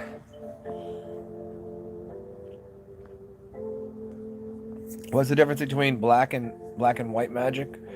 Black magic tends to be self-serving and tends to be left-handed, tends to be considered satanic or Luciferian, but is not completely true. So everything I said, it tends in these directions, but it's not. And white magic is supposed to be love and light, and everything is beautiful and lovely, and you know, puppies and rainbows and all of this. Yet it's hard. Tends to be that way, but most of the time we realize people that are doing white magic are very selfish people, and they're doing it because they're egotistical, and they're doing it for because they want to look cool. And people that are doing black magic, they're doing it because they help people. They protect things. It's kind of like if you look at the planet Mars, you think it's a warring planet, but it's a planet that's protecting something. So for one person it looks like war, and the other person looks like protection. So black magic is more of a it's usually more connected to what you'd call the moon, to Isisian, to left-handed, to where the source of the cube, Saturn, these kind of things. Those would be the kind of terms that would tend to go left-handed, tend to go towards black magic.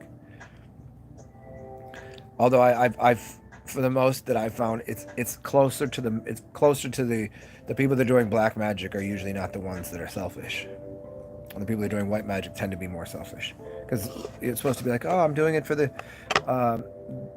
greater good, for the whole. It's doing it for the, you can self-serving and service to others. Those are the two things: service to self and service to others.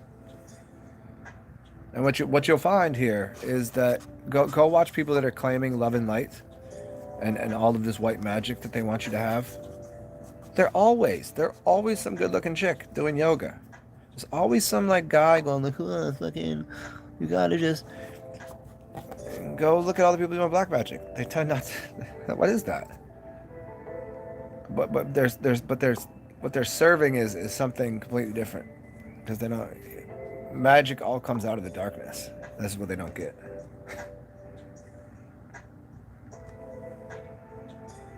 Well, there you go. The lesser magic of TV programs. Well, because you're using a black mirror, it's giving you a one-way directional thing.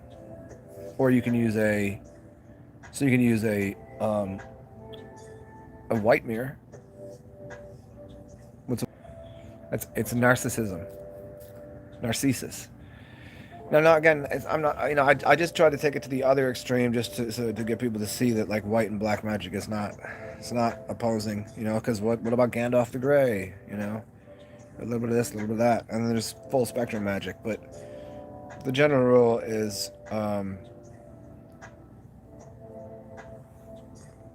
yeah. So the lesser is the magic of the television is one directional. You can't do anything to change that's on there except for change the channel. So you still do have power over it. You can just turn it off. And in fact, when the black mirror is off, you can use it as a reflective surface.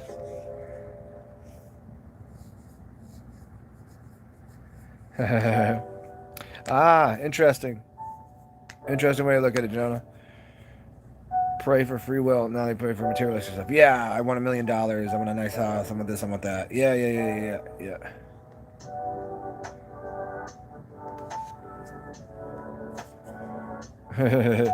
Well, they're using a talisman's idol. They're using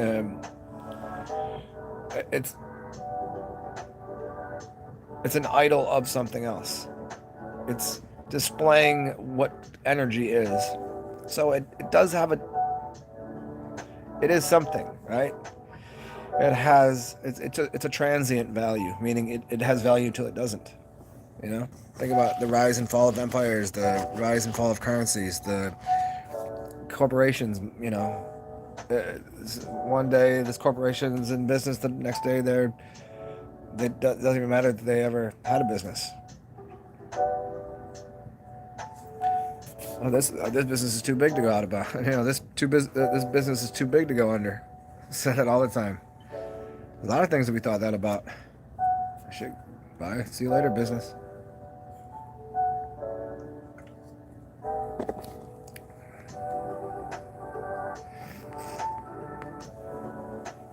Yeah, money is beyond being an idol or a talisman. It's a low key LOC. It's like a locator point for energy.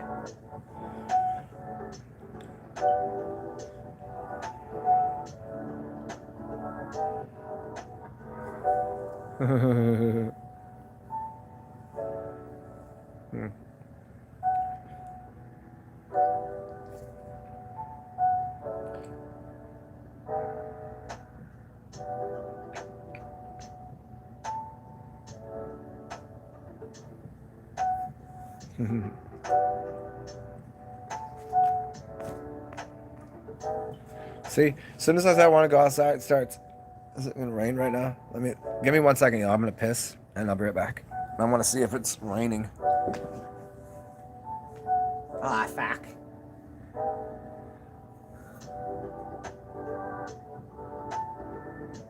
Well, at least I can open my window.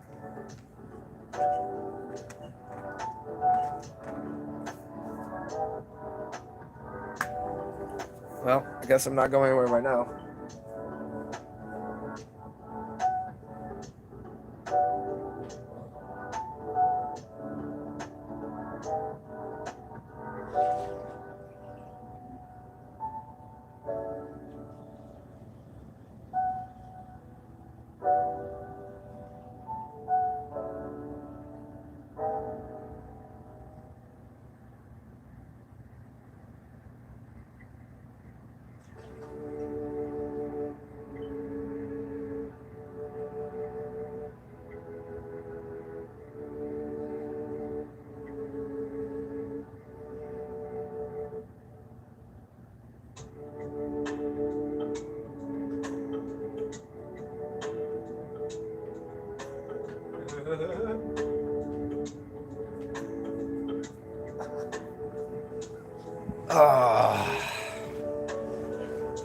You know those pisses. Whenever right after you piss, you feel like you sobered up. You know, there's like you just get rid of this something.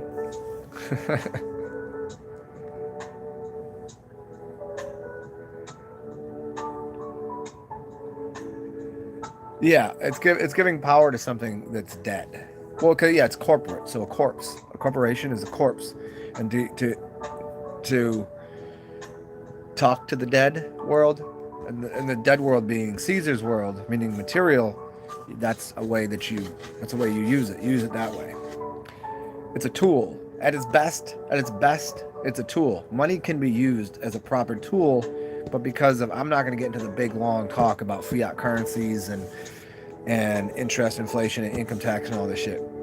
But at its best, that notation is to say, hey, I have energy from so and so, and here's a voucher, here's a coupon of some because I know so and so, they're from Long Island, and I'm down here now, and they said, here, hand this to you, and I can, oh, it's from so and so. Okay, that's gold standard of trust.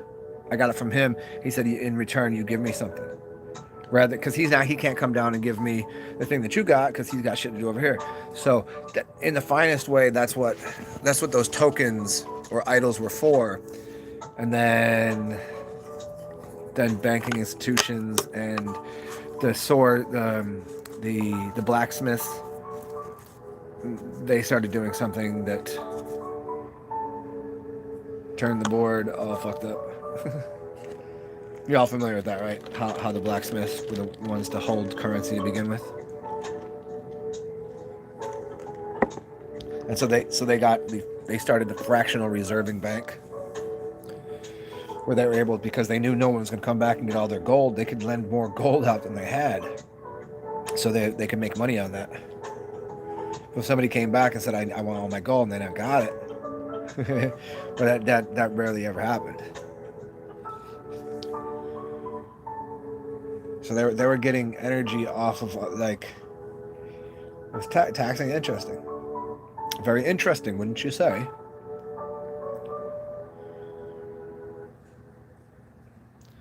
Just making sure how much music time we have left here before I have to change this.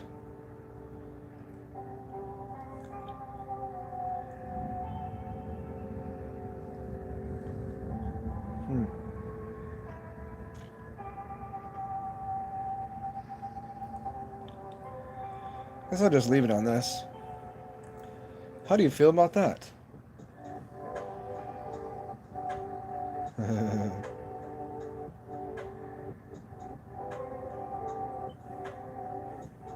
Opa.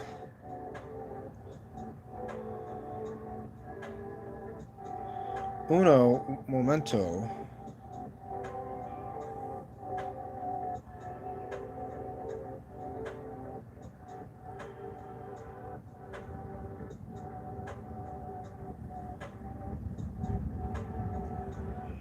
One second, y'all.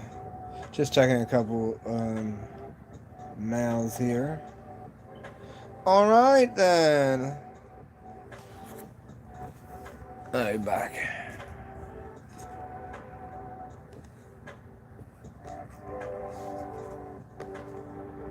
It's a funky tune. See, I want more hip-hoppy stuff. You guys want a little more hip-hop in here? Me too.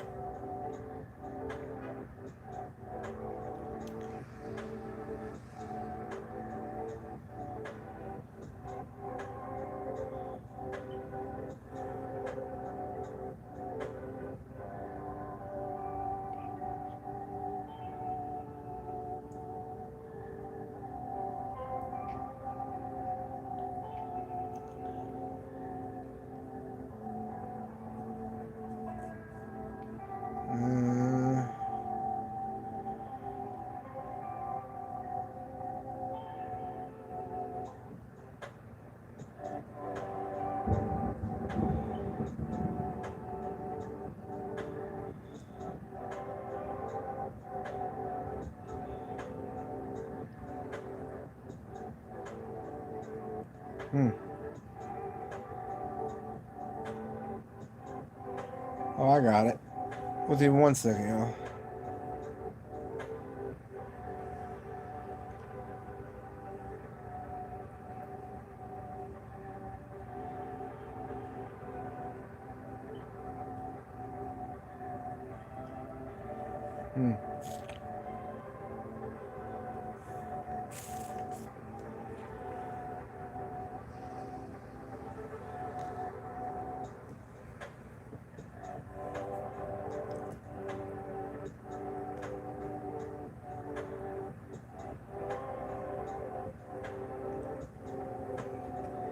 See what happens here.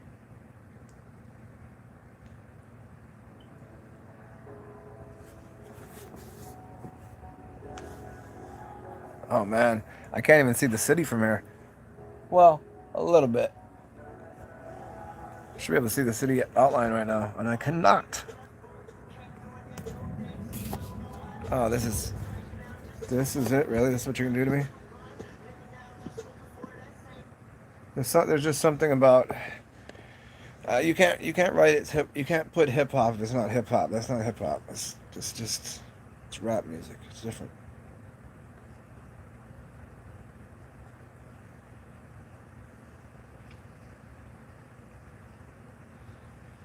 Maybe we'll try something else completely.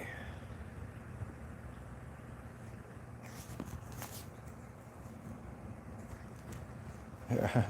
We'll do this. We'll give you a different color. We'll give you some bubbles. Oops, oops. Alright, this is good.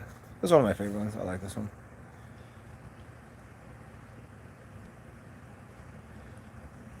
Gaming music. Whoa.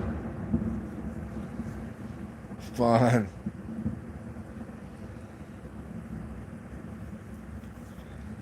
I think I know what I'm gonna do today. I'm gonna put this gaming music on, see what we got. I think I'm gonna change the location of my bed and my TV. What do you think about that? Should I do that? Huh. Oh, this stuff right here. Some happy hardcore EDM. Hey, Jonah, I don't know if if that's copyright free or whatever, but I think I'm just gonna go back to jazz. I can't do this right now. I just want some regular, like, just some hip hop beats, just beats. I mean, this is all right, but I can't. This is not my mode right now. So I'm not on all of the good drugs. What's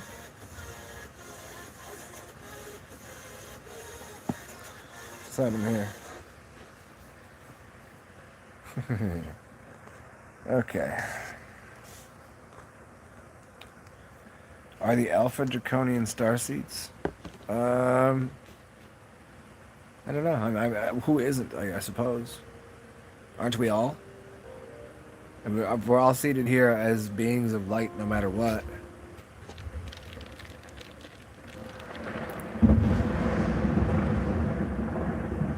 And the reason I said, and can you hear the music too? I'm playing some film noir, like 70s film noir. The reason I wanted to move my bed is because my bed's right next to my window. And if I move my bed to the other side, I can actually set it up where I can stand at the window and we can watch all of the. Oh, it's lightning. Yeah, you guys want to see? Let's see if it does it again. I'll get up. I just don't know. Trying to smell there's a smell in the air and plus the moisture level. It's definitely moist enough. Moist oysters. Moisters. Oh, there's a. Okay, 3 seconds. 2, 1. No.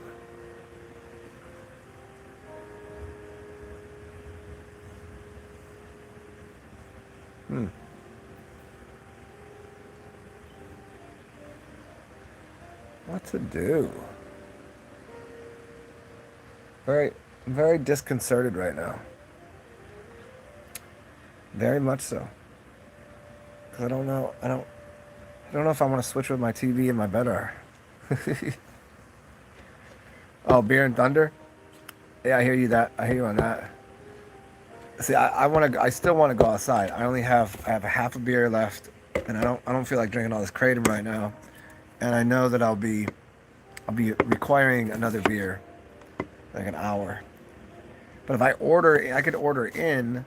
But now that this is happening, it'll take 2.5 hours to get here. So I could just wait until it stops raining, I guess.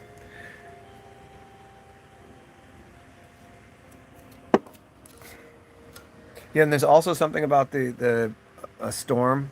It's the electricity of it, and then there's something to do like the moisture level. I don't know. Something very. I don't know. I like storms. They're relaxing to me. Hey Jonah, I'll try to talk to him. Yeah. Well, there it goes.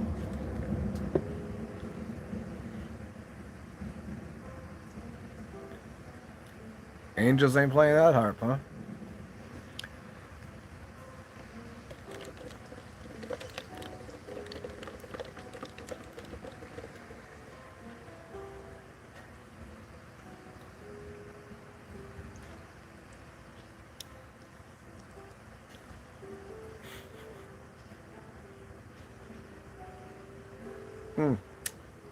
Oh, it's a huge chunk of cardamom.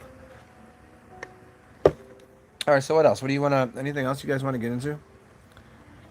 Or should we take a break here and then come back in like I don't know, Like I want this rain to stop because I want to go and grab something. Huh. I'm kind of spent right now. It's like 3.5 hours. So check it out.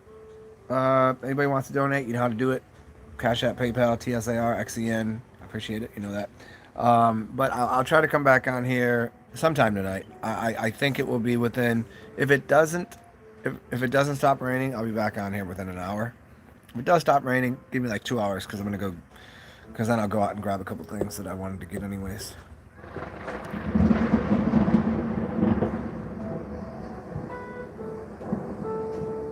Yeah. Anyways, it's good to see everybody. Good to see you, Jonah. Good to see you, Melvin. And everybody else has been up in here. Stay well, do weird things, inspire the world, all that shit. And we'll talk soon. Be groovy. Toodles. Till next time, y'all.